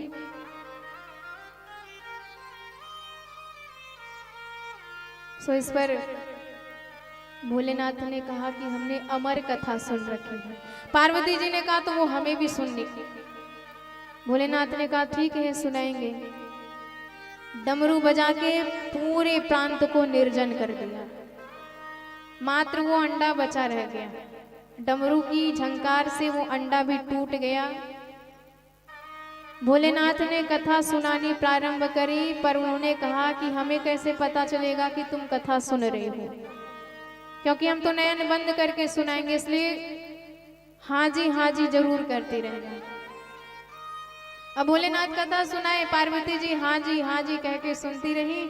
सुखदेव जी भी प्रसन्न होके भगवान की मंगलमय कथा सुन रहे हैं। अब जैसे ही कथा में एकादश स्कंद का वर्णन आया तो ये ज्ञान स्कंद है। सो पार्वती जी को आ गई नींद। सुखदेव जी ने सोचा कि माँ तो सो गई, हाजी कौन कहेगा, कहीं भोलेनाथ कथा न बंद कर दे, इसलिए माँ के ही स्वर में हाजी कहने लगे। जैसे ही कथा संपन्न करके जयकार लगवाई महादेव ने, नींद टूटी पार्वती मैया की। उन्होंने प्रश्न किया महाराज जी तो आपने वो बताया नहीं कि उद्धव जी को भगवान ने सन्यास के बारे में क्या क्या बताया। भोलेनाथ ने कहा क्या मतलब, तुमने कथा सुनी नहीं। पार्वती जी ने कहा मैं तो सो गई थी। भोलेनाथ ने कहा तो सुनी किसने। देखा तो पक्षी दिखाई दिया। सुखदेव जी को देखते ही भोलेनाथ ने कहा कथा सुनी, कोई गलत बात नहीं, पर नियम का उल्लंघन करके कथा सुनी है। कथा को सामने समक्ष बैठ के सुना जाता है, पीछे से सुनने वाला चोर माना जाता है, इसको दंड देंगे। जैसे ही त्रिशूल उठाया सुखदेव जी तो दौड़ लगाई। व्यास जी की पत्नी तपस्या कर रही थी, ओंकार कहने के लिए जैसे इनका मुख खुला, सुखदेव जी डायरेक्ट मुंह से अंदर गर्भ में आ गए और 12 साल बाद निकले। और जिनका जनेऊ भी नहीं हुआ सीधे वन को भागते चले जा रहे हैं। पिताजी बेटा बेटा कह के पुकारते जा रहे हैं, पर ये कोई ध्यान ही नहीं देते हैं। अब जब ये बेटा कहते हैं तो वृक्ष से दूसरी आवाज आती है बेटा। मानो वृक्ष कहना चाहते हैं कि हमने परमार्थ के लिए, कल्याण के लिए अपने सारे बेटों का त्याग कर दिया है। वृक्ष के बेटा उनके फल हैं, तो सारे फलों को वृक्ष त्याग देते हैं संसार के लिए। तो हमने इतने बेटे त्याग दिए, आप एक बेटा नहीं छोड़ सकते हो। ऐसे सुखदेव महाप्रभु हैं। उनका ध्यान करके तत्पश्चात बताया कि हमारे जीवन का परम धर्म क्या है। सवै पुंसा परो धर्मो यतो भक्ति अधोक्षजे अहेतुक्या अप्रतिहता ययात्मा संप्रसीदति।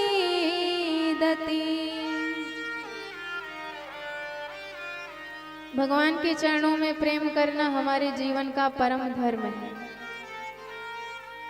प्रेम तो सभी करते हैं, पर कब? जब दुख आती है, विपत्ति आती है, तब भगवान की भी याद आती है। ऐसा प्रेम नहीं चाहिए। सुख में भी वो याद आए, दुख में भी वो याद आए, ऐसा प्रेम होना चाहिए। क्या कारण है कि सूर्य उदित होने के बाद ही कमल खिलता है, चंद्रमा के उगने से नहीं खिलता है। ये उसका अपना प्रेम है। यदि सूर्योदय ना हो तो कमल खिलना बंद हो जाएगा। तो ऐसा हमारा जीवन होना चाहिए। प्राण से भी बढ़ के हमारे लिए भगवान हो। भगवान की भक्ति यदि जीवन में ना हो तो जीवन हमारा नष्ट हो जाए, खत्म हो जाए, इसकी कोई आवश्यकता नहीं। ऐसा प्रेम होना चाहिए। जैसा प्रेम एक माँ अपने बच्चे में करती है, बच्चा बाहर रहे या घर में रहे, माँ उसे किसी ना किसी बहाने याद ही करती रहती है। ऐसा प्रेम होना चाहिए। जैसा प्रेम एक पत्नी अपने पति के चरणों में करती है, ऐसा प्रेम भगवान से होना चाहिए। दिन रात भगवान हमें याद आए, ऐसा प्रेम होना चाहिए। पर आप अपने आप से पूछिए, ऐसा प्रेम करते हैं? एक सेकंड हमसे भगवान भूल ना जाए, ऐसा प्रेम होना चाहिए।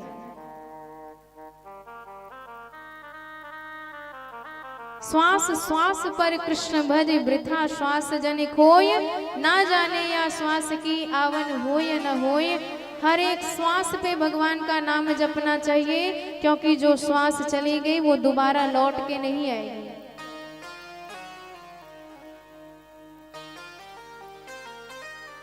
और ऐसा ही प्रेम हमसे नहीं हो पाता है। जिस दिन ऐसा प्रेम हो गया, अपने आप कल्याण हो जाएगा। ये संसार हमें छोड़ने की आवश्यकता नहीं पड़ेगी। जहां प्रेम हुआ भगवान से, संसार अपने आप छूट जाएगा। एक कन्या को अपने परिवार से कितना प्रेम होता है, पर जहां विवाह हुआ सो पति के चरणों में ऐसी प्रीति हो जाती है, फिर अपना मायका नहीं याद आता है। मायके में जबरदस्ती घर वाले बुला भी ले तो विचार करती रहेगी कि मेरे बच्चे न जाने कैसे रहेंगे। सो रहती भले आए, पर याद वही करती रहती है। तो हमारे परम पति हैं, हमारे भगवान हैं। और जिस दिन भगवान से प्रेम हो गया तो ये दुनिया अपने आप ही छूट जाएगी। और एक ना एक दिन सबको वहीं जाना है। इसलिए अभी से आप सब जान ले कि हमारे कौन हैं। हम जीवन में जितने भी यज्ञ करते हैं, तपस्या करते हैं, दान करते हैं, धर्म करते हैं, सबका एक ही फल होता है, भगवान के चरणों में प्रेम। और यदि प्रेम नहीं हो रहा है तो फिर आपका सारा परिश्रम बेकार है, व्यर्थ है।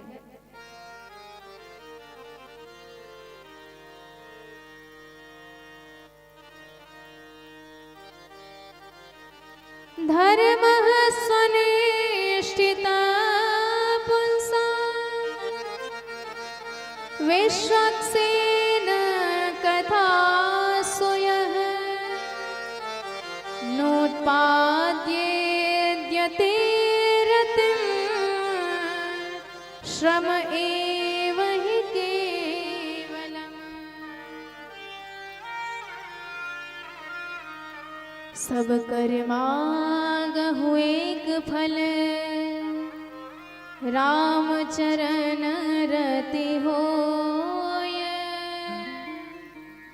तिनके मन मंदिर बसो, सिय रघुनंदन दो।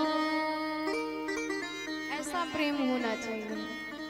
हम प्रभु के हैं, प्रभु हमारे हैं, एक ही संबंध सत्य है, बाकी सब झूठा है। ठाकुर हमरे अवध बिहारी।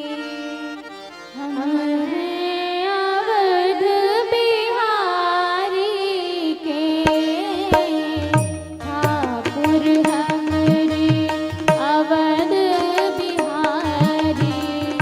हम हैं अवध बिहारी के ठाकुर हमरे अवध बिहारी। हम हैं अवध बिहारी के ठाकुर हमरे अवध बिहारी। ठाकुर हमरे अवध बिहारी। हम हैं अवध बिहारी के ठाकुर हमरे अवध बिहारी।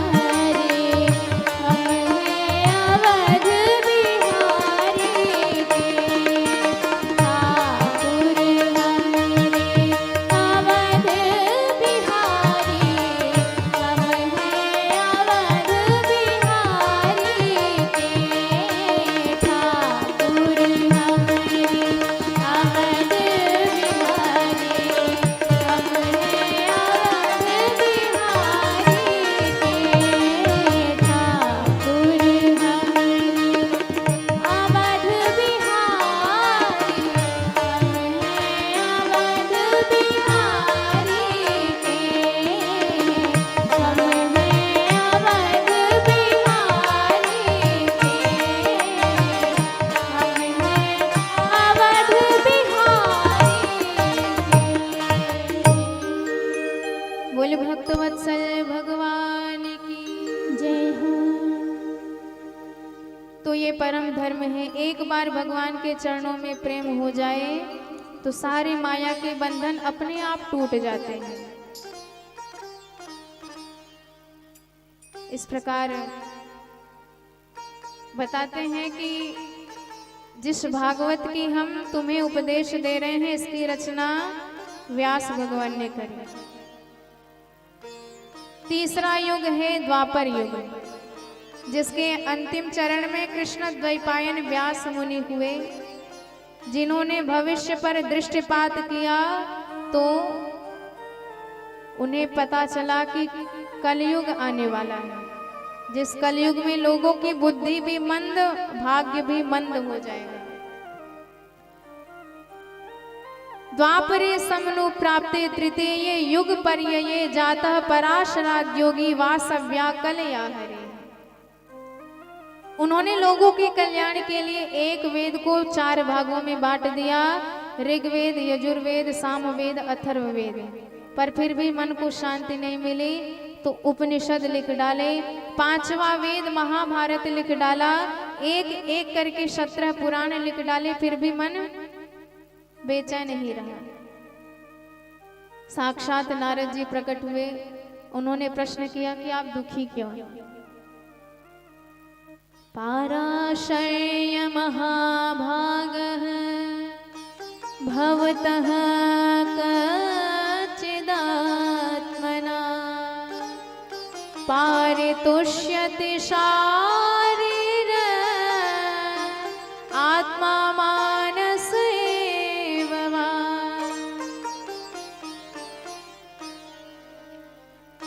व्यास जी ने कहा कि हमने समाज के कल्याण के लिए इतने काम किए पर मेरे मन में शांति नहीं है। नारद जी ने कहा आपकी कमी हम बताते हैं। आपकी कमी यह है कि आपने वेदों में, पुराणों में ज्ञान तो खूब लिखा है पर भगवान के गुण नहीं गाए हैं। और भाई, भगवान के गुण के बिना सारा ज्ञान अधूरा रहता है। भगवान के नाम के बिना सारा ज्ञान अधूरा रहता है। जैसे नाव की शोभा कब है? जब इस नाव में नाविक हो, नहीं तो नाव डूब जाएगी। तो ठीक इसी प्रकार भगवान नाविक के समान है, कर्णधार है। जो भगवान का नाम जपता है फिर वो कभी डूबता नहीं है भवसागर में, वो पार निकल जाता है।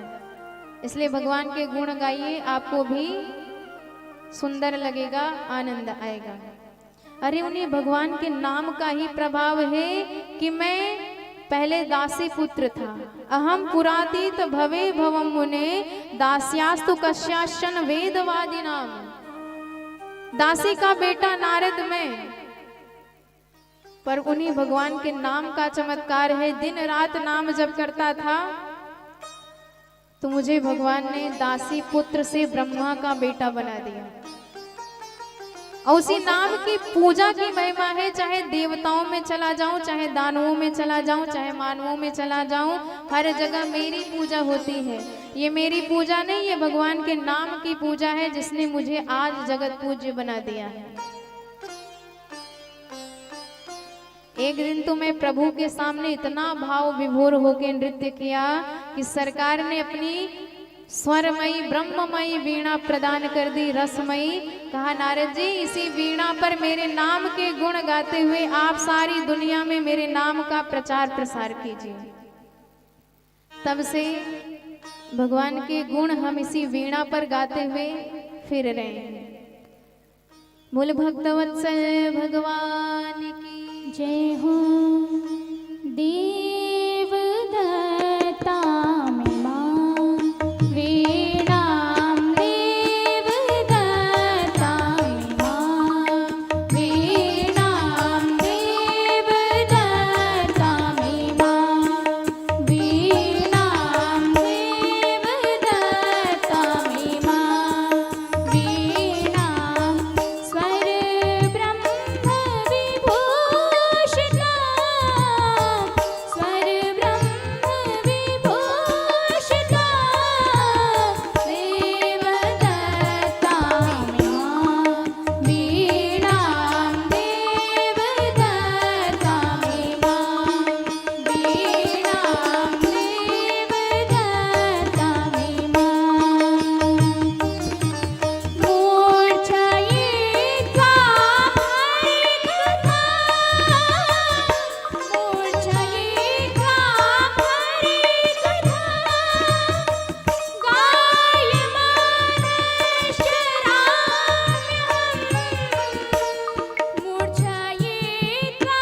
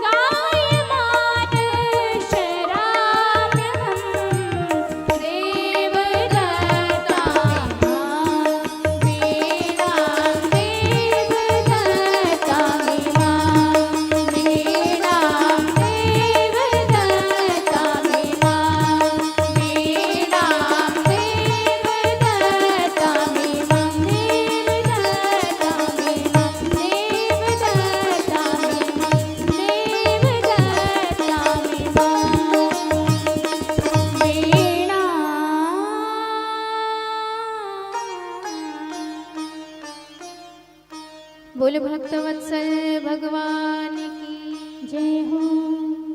व्यास जी को अब अपनी कमी समझ में आई। उन्होंने सोचा पहले हम लिख रहे थे, पर अब वही लिखेंगे जो ठाकुर जी लिखवाएंगे।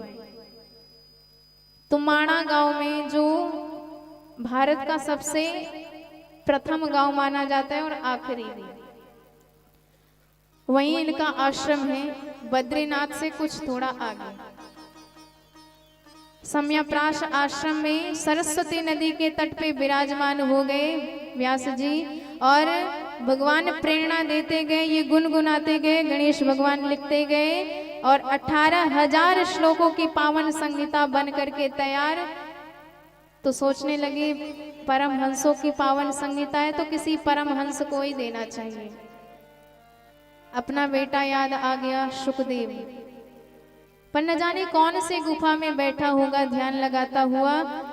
2-4 शिष्यों को बुलाया, 2-4 श्लोक रटाया और कहा कि गुनगुनाते हुए टहलो।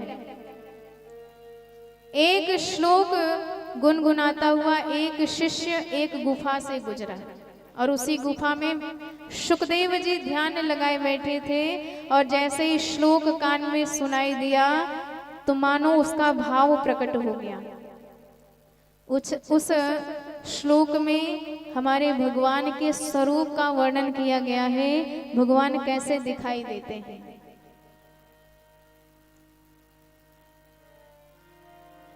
बरहा पीडम नटवर वपुः कर्णयो कर्णिकारम विभ्रद्वास कनक कपिशं वैजयन्तीं च मालाम्। मानो एक चित्र सा प्रकट हो गया शुकदेव जी के समक्ष कि कोई सांवला सलोना मोर पंख, मोर मुकुट बांधे सिर में, गले में वैजयंती की माला फहराते हुए, पीतांबरी लहराते हुए, वंशी बजाते हुए, ब्रजवासियों से अपने गुण गण सुनते हुए, गैया चराते हुए, वृंदावन की दिव्य जंगल में भ्रमण कर रहा है। और जैसे ही ये भाव आया, शुकदेव जी का ध्यान टूट गया कि हम भी इस मोर मुकुट बंशी वाले का दर्शन करेंगे। पर दूसरी तरफ भाव आया कि भाई गारंटी नहीं, जो स्वरूप से सुंदर हो स्वभाव भी उसका उतना ही बढ़िया है। कई कई सुंदर लोग स्वभाव के बड़े खतरनाक होते हैं। तो फिर से ध्यान लगाने लगे, और तब तक दूसरा श्लोक इनके कान में सुनाई दिया जिसमें भगवान के स्वभाव का वर्णन किया गया है। कैसा है हमारे सरकार का स्वभाव। अहो बकीयम स्तनकाल कूटम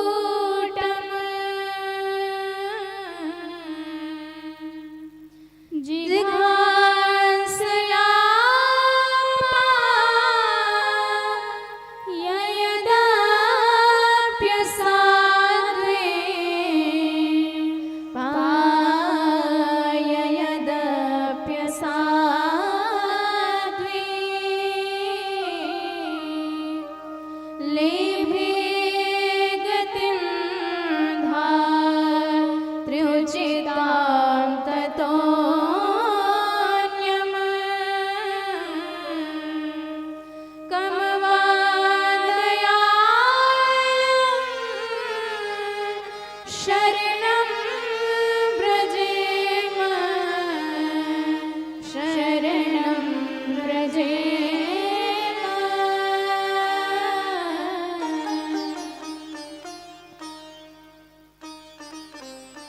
कैसा दिव्य स्वभाव हमारी सरकार का।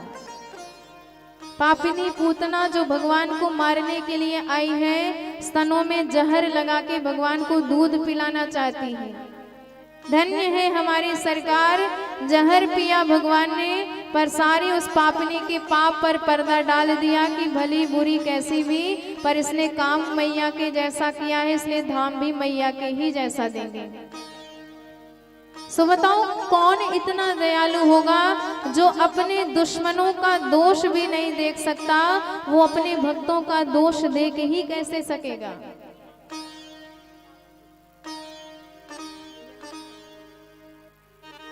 इससे बढ़ के और दयालु कौन हो सकता है। तो ये हमारे सरकार का दिव्य मंगलमय स्वभाव है। इसलिए सदा सर्वदा भगवान के नाम का जप करते रहें, क्योंकि भगवान से ज्यादा कृपा और कोई नहीं कर सकता है। चाहे जिस धाम में रहे, चाहे जिस ग्राम में रहे, चाहे जिस नाम में रहे, चाहे जिस देश में रहे, चाहे जिस वेश में रहे, सदा नाम जपते रहे, सोते खाते चलते फिरते हर वक्त भगवान का नाम जपते रहे। आइए बड़े भाव से। जिस देश में जिस वेश में परिवेश में रहो, राधा रमण राधा रमण राधा रमण कहो, राधा रमण राधा रमण राधा रमण कहो। जिस देश में जिस वेश में परिवेश में रहो, राधा रमण राधा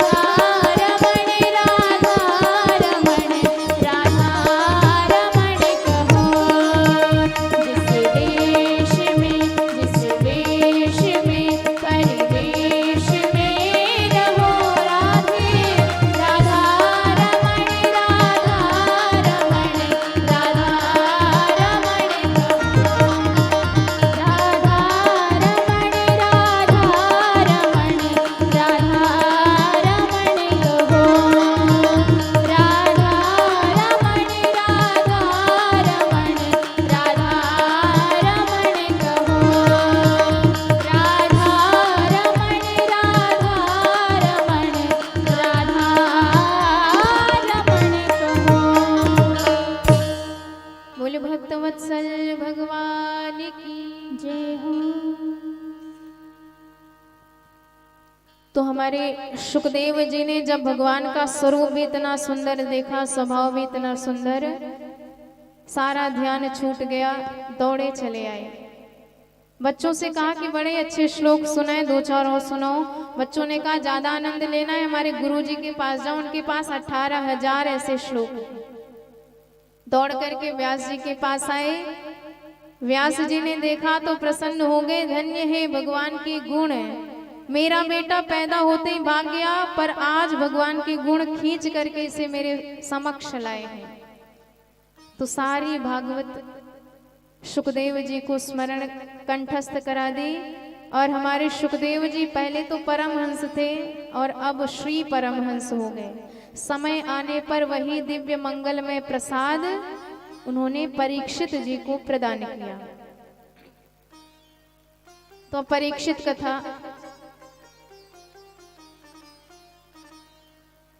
सूत जी वर्णन करते हैं कि महाभारत का युद्ध,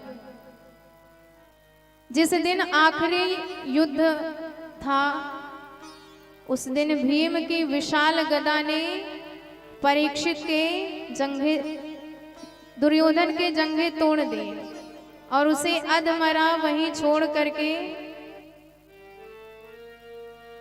सारे पांडव अपनी अपनी शिविर में हैं।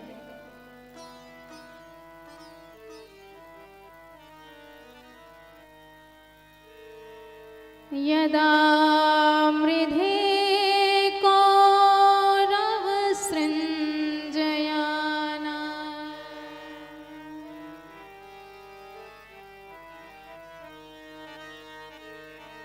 वृकोदर विद्गदा विमर्श भगनो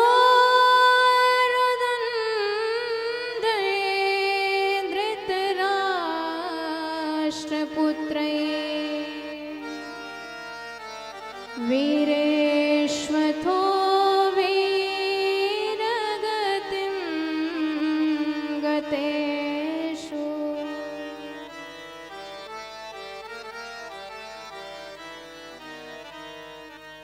दुर्योधन तड़प रहा है, छटपटा रहा है।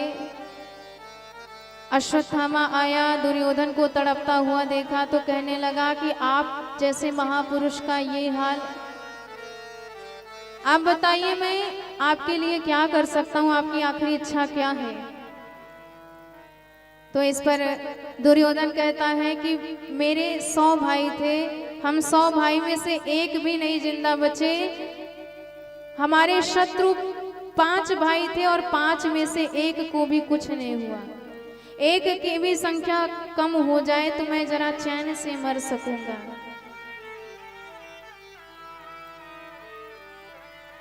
अश्वत्थामा ने कहा आप चिंता मत करिए, मैं 5 को मार करके आपके सामने आऊंगा। चल दिया। और इधर जिसकी रक्षा करना भगवान चाहे उसका कोई बाल भी बांका नहीं कर सकता है। पांडवों को उठा करके ले गए भगवान की, चलो आज विजय की पहली रात है, धूमधाम से मनाएंगे। पांडवों की सोनी शैया पर 5 पांडवों के पुत्र जो एक एक पांडव से पैदा हुए थे आकर सो गए। अंधेरे में अश्वत्थामा पहचान नहीं पाया उन्हें और 5 का सिर काट लिया, शिविर में आग लगा दी। दुर्योधन के पास लेके आया। दुर्योधन ने ध्यान से देखा कि ये पांडव नहीं, पांडव पुत्र हैं। इतना कष्ट हुआ कि मित्र इन्होंने क्या बिगाड़ा था, इन्हें मारकर तो तूने कुल में कोई पानी देने वाला भी नहीं छोड़ा। और इतना कष्ट कि उसका प्राणांत हो गया। अश्वत्थामा भागा कि अब बचने वाला नहीं हूं, पांडव मुझे छोड़ेंगे नहीं। इधर द्रौपदी मैया जिसके एक नहीं 5 बेटा मरे हैं, चीख चीख के छाती पीट पीट के रुदन करने लगे। माता शिशूनां निधनं सुतानां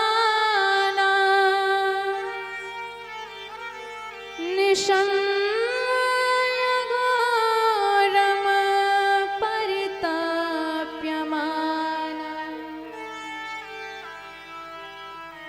तदा रुदद्वास्मकलाकुलाक्षी तां सान्त्वयन्नाह किरीटमाली। अर्जुन ने कहा कि देवी रोने की आवश्यकता नहीं है, जिस दुष्ट ने हमारे बालकों का वध किया है मैं उसे आपके सामने लाके मारूंगा। प्रतिज्ञा करके चल दिए गोविंद के द्वारा संचालित रथ में बैठ करके। और अश्वत्थामा ने देखा तो ब्रह्मास्त्र का संधान कर दिया। भगवान ने कहा चिंता मत करो, तुम्हें भी तोड़ मालूम है। परास्त कर दिया अर्जुन ने अश्वत्थामा को और उसे रस्सियों से बांधने लगे। भगवान ने कहा इसे छोड़ क्यों रहे हो जिंदा, रे मार डालो, इसने तुम्हारे एक नहीं 5 बच्चों का वध किया है।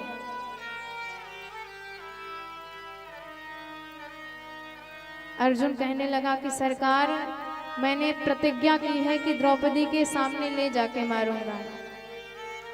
पशुम रशनया यथा, पशुओं की तरह बांध करके द्रौपदी के समक्ष लाए अर्जुन। द्रौपदी जी ने देखा तो दौड़ करके बंधन खोलने लगी। अर्जुन ने कहा कि देवी ये आपके बच्चों का हत्यारे और आप इस पे दया दिखा रही हो। जो धर्मज्ञ होते हैं वो सोते हुए मतवाले और बच्चों का वध कभी नहीं करते हैं। मत्तम प्रमत्तम उन्मत्तम सुप्तम बालम स्त्रियम जडम प्रपन्नम विरथम वेतम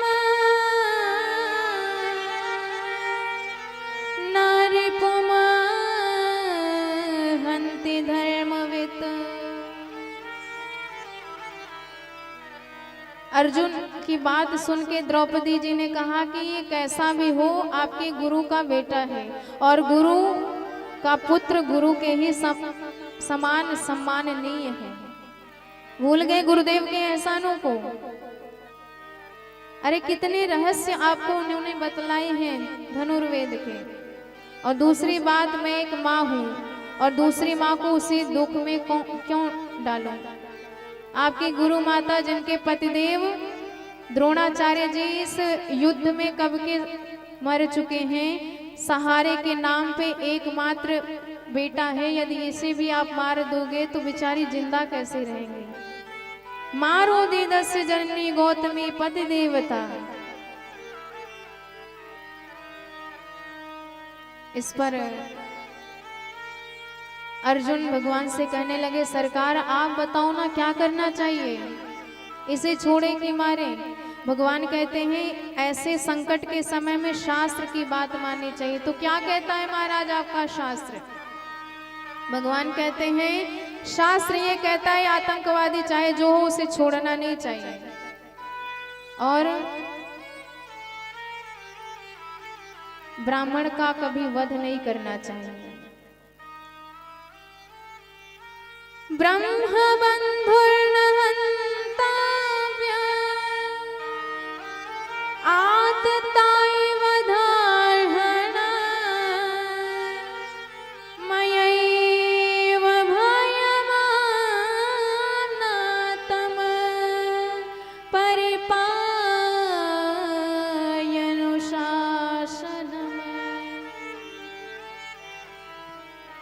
अर्जुन ने कहा जय हो सरकार, ये दोनों बातें आपने ही कर डाली, मैं क्या करूं। एक तरफ कहते हो छोड़ना नहीं चाहिए और दूसरी तरफ कहते हो मारना नहीं चाहिए। भगवान कहते हैं कि अर्जुन अब जो शास्त्र की बात है वो तो मैंने बता दी, करना कराना तुम जानो। अर्जुन भी भगवान के पक्के चेला है, समझ गए ये टेढ़ी टांग वाले सीधा बोलना जानते ही नहीं, इनका हर मामला टेढ़ा। पर हमने भी इन्हें गुरु जी बना के गीता का ज्ञान लिया है तो एक श्लोक गीता जी का याद आ गया। भगवान कहते हैं संभावितस्य चाकीर्तिर्मरणादतिरिच्यते।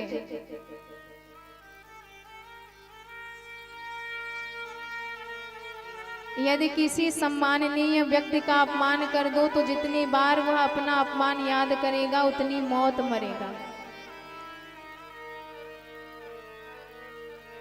संभावित कहूँ आप जस लाहू, संभावित कहूँ आप जस लाहू, संभावित कहूँ आप जस लाहू, मरण कोटि समय दारुण दाहू, मरण कोटि समय दारुण दाहू, संभावित कहूँ आप जस लाहू, संभावित कहूँ आप जस लाहू, मरण कोटि समय दारुण दाहू, मरण कोटि समय दारुण दाहू,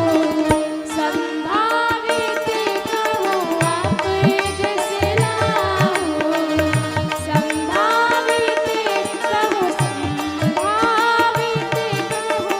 संभावित कहूँ आप जस लाहू। अर्जुन समझ गए भगवान क्या कहना चाहते हैं। अश्वत्थामा के सिर में मणि चमक रही थी तो अर्जुन सहसाज्ञाय हरेर हार्द मथासिना मणिम जहार मूर्धन्य ध्वजस्य सह मूर्धजम। अश्वत्थामा के सिर से चमचमाती मणि निकाल ली और उसे विद्रूप करके घोर अपमानित करके शिविर से धक्का देके बाहर निकाल दिया। उसने प्रतिज्ञा करी कि मेरा नाम भी अश्वत्थामा नहीं, इनके कुल में खानदान में कोई पानी देने वाला नहीं छोड़ूंगा। और इधर भगवान ने कहा भाई अब हम चलते हैं। न चाहते हुए भी पांडव विदा करने के लिए रथ मंगाए। एक रथ पे भगवान ने चरण रखा ही था कि उसी वक्त एक बाल विधवा आई, रोती चीखती भगवान के चरणों से लिपट गई, पुकारने लगी भगवान को, पाहि पाहि महायोगिन देव देव जगत्पते नान्यम त्वद्भयम पश्ये यत्र मृत्यु परस्परम। उसने चीखते हुए चिल्लाते हुए रोते हुए कहा कि सरकार पाहि माम मेरी रक्षा करो, मेरी रक्षा करो। आपके अलावा इस पूरे ब्रह्मांड में मुझे अपना रक्षक नहीं दिखाई दे रहा है। भगवान ने पूछा क्या हुआ। पहचान गए कि ये पांडवों की कुलवधू उत्तरा है। न जाने क्या कारण है कि आज इतनी रुदन कर रही है। इनके पति अभिमन्यु तो युद्ध में वीर गति को प्राप्त हुए, पर ये गर्भवती होने के कारण सती न हो पाई। उत्तरा जी ने कहा कि सरकार आज मैं मरूं या जीऊं मुझे फर्क नहीं, पर यदि मेरे गर्भ का बालक नष्ट हो गया तो आपके द्वारा रक्षित संपूर्ण कुरुवंश नष्ट हो जाएगा। भगवान ने कहा चिंता मत करो। अंगूठे के बराबर छोटा सा रूप बनाया, उत्तरा जी के गर्भ में प्रविष्ट हो गए। नन्हे से परीक्षित जी की रक्षा करी और गर्भ से बाहर आए। उत्तरा जी इतनी प्रसन्न कि मुख से वचन नहीं निकल रहे हैं, सब मौन है भगवान की कृपा से। कुंती मैया ने देखा कि भगवान इतनी बड़ी कृपा किए हैं हम पर, और सब मौन बैठे हैं। कोई इनके गुणगान तक नहीं गा रहा है। माना कि आकाश अनंत है, कोई पार नहीं पा सकता, पर हर पक्षी अपनी अपनी औकात के हिसाब से आकाश में उड़ती ही है। तो जितना ज्ञान हम में है उतना तो हम भगवान का भजन करेंगे, भगवान का गुण गाएंगे। तो हमारी कुंती मैया बड़े भाव से गोविंद के गुण गाती हैं।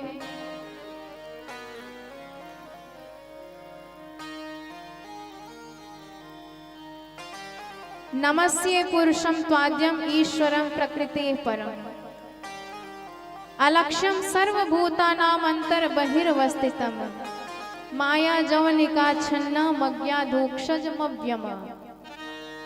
न लक्ष्य से मूढ़ दृशाम नटो नाट्य धरो यथा।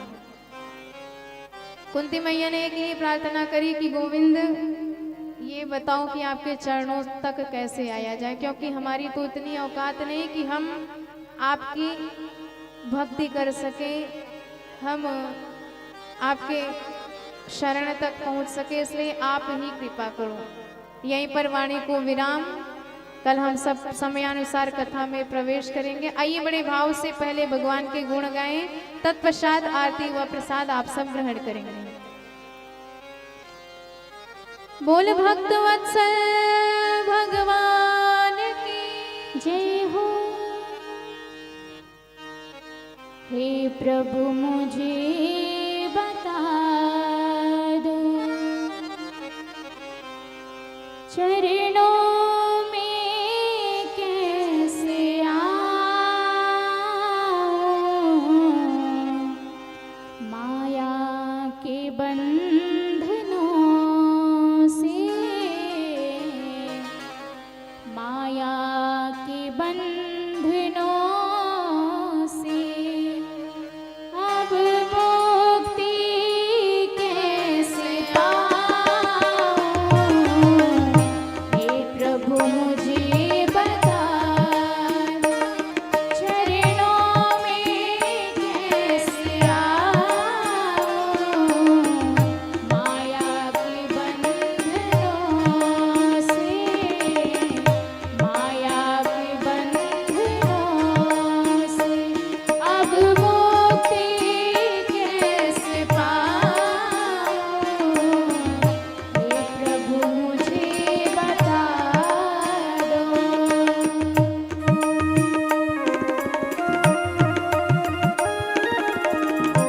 बड़े भाव से ताली की सेवा करते हुए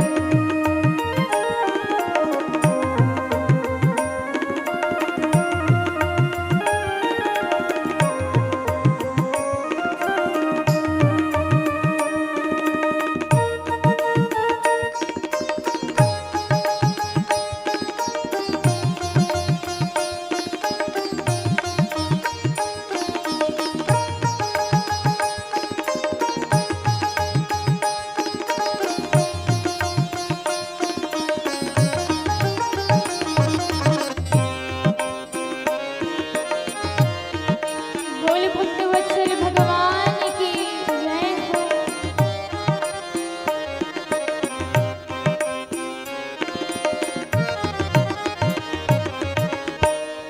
न जानू मैं कोई पूजन, अज्ञान हूँ मैं भगवन।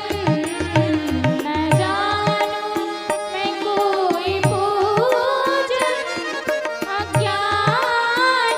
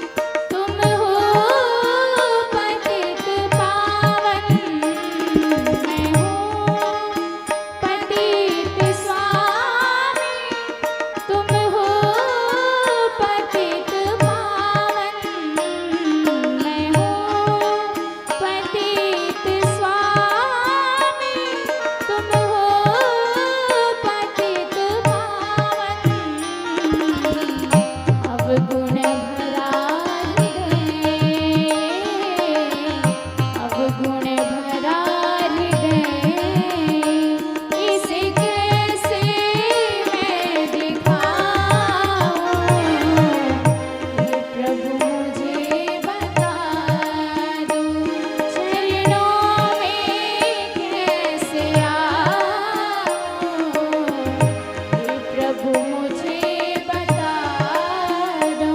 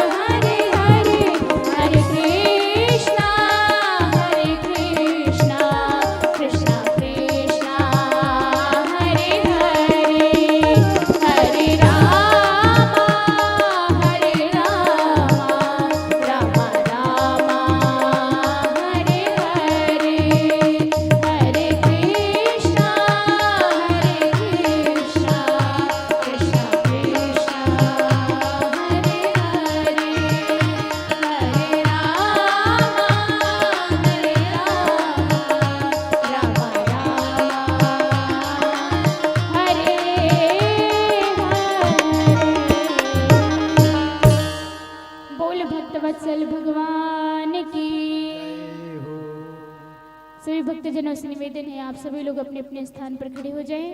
आइए हम सभी लोग मिलकर के श्रीमद् भागवत महापुराण की आरती करते हैं।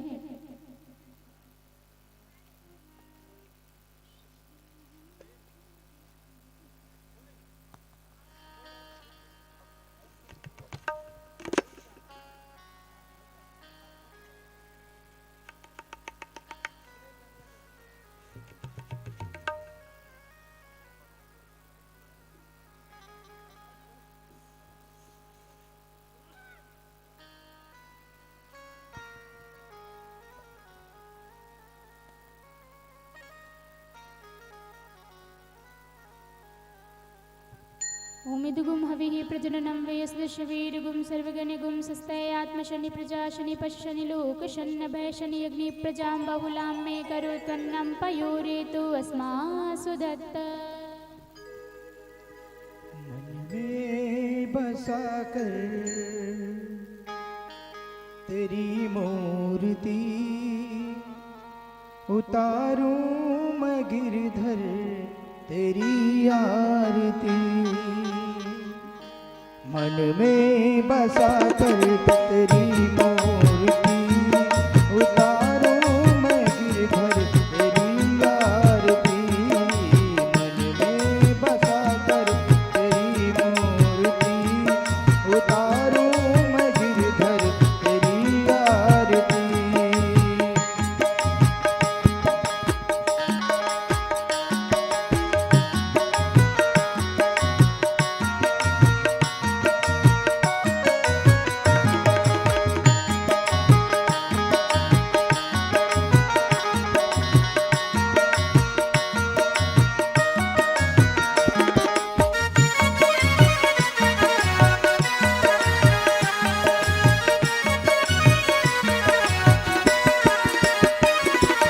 करुणा करो कष्ट हरो ज्ञान दो भगवन।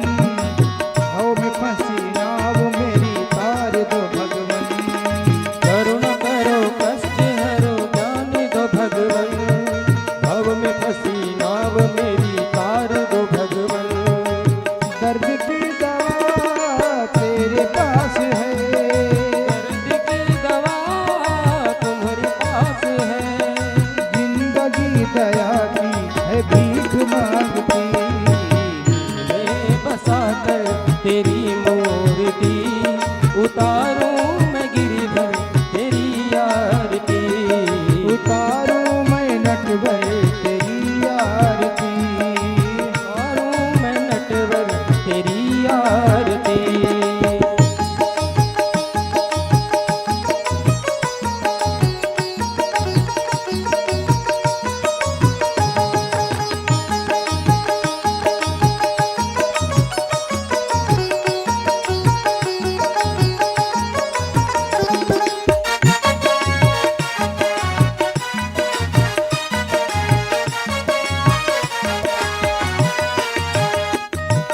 मांगो तुमसे क्या मैं यही सोचूं भगवन।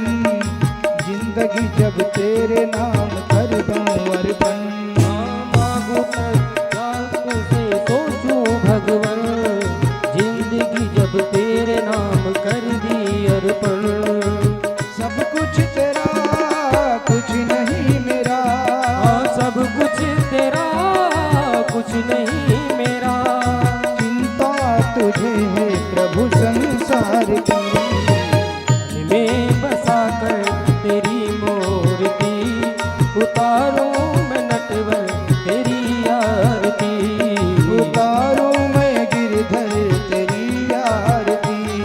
उतारूं मैं नटवर तेरी आरती।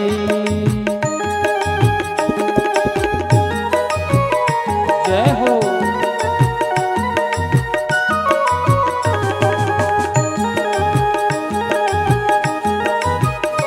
श्याम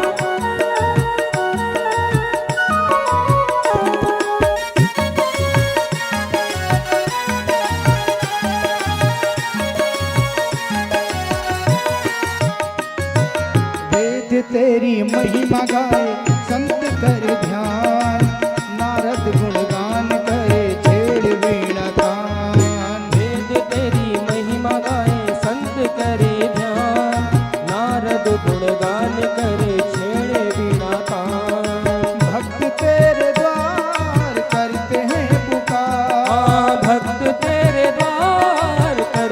हैं पुकार, गाते हैं महिमा तेरी भारती।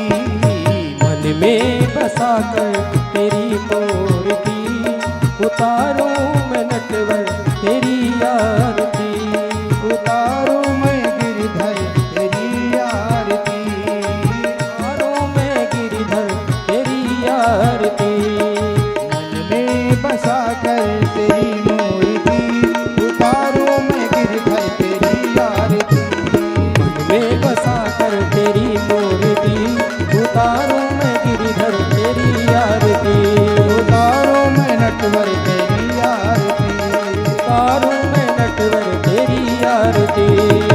कर्पूर गौरम करुणावतारम संसार सारम भुजगेन्द्रहारम। सदा वसन्तं हृदयारविन्दे भवं भवानी सहितं नमामि। त्वमेव माता च पिता त्वमेव, त्वमेव बन्धुर्षठा त्वमेव। त्वमेव वेद्या द्रविणं त्वमेव, त्वमेव सर्वं मम देवदेव। हरे राम राम राम हरे हरे। हरे राम राम राम हरे हरे। हरे कृष्णा कृष्ण कृष्ण हरे हरे। हरे कृष्णा कृष्ण कृष्ण हरे हरे। राम राम हरे हरे। राम हरे हरे। कृष्ण कृष्ण हरे हरे। कृष्ण कृष्ण हरे हरे। ओम यानि कानि च पापानि जन्मान्तरकृतानि च तानि सर्वाणि नश्यन्तु प्रदक्षिणपदे पदे। भूमौ निधाय जलेन शीतलीकरणं पुष्पै देवाभिवन्दनम् आरोग्यार्थे आत्माभिवन्दनम् आपदामपहर्ता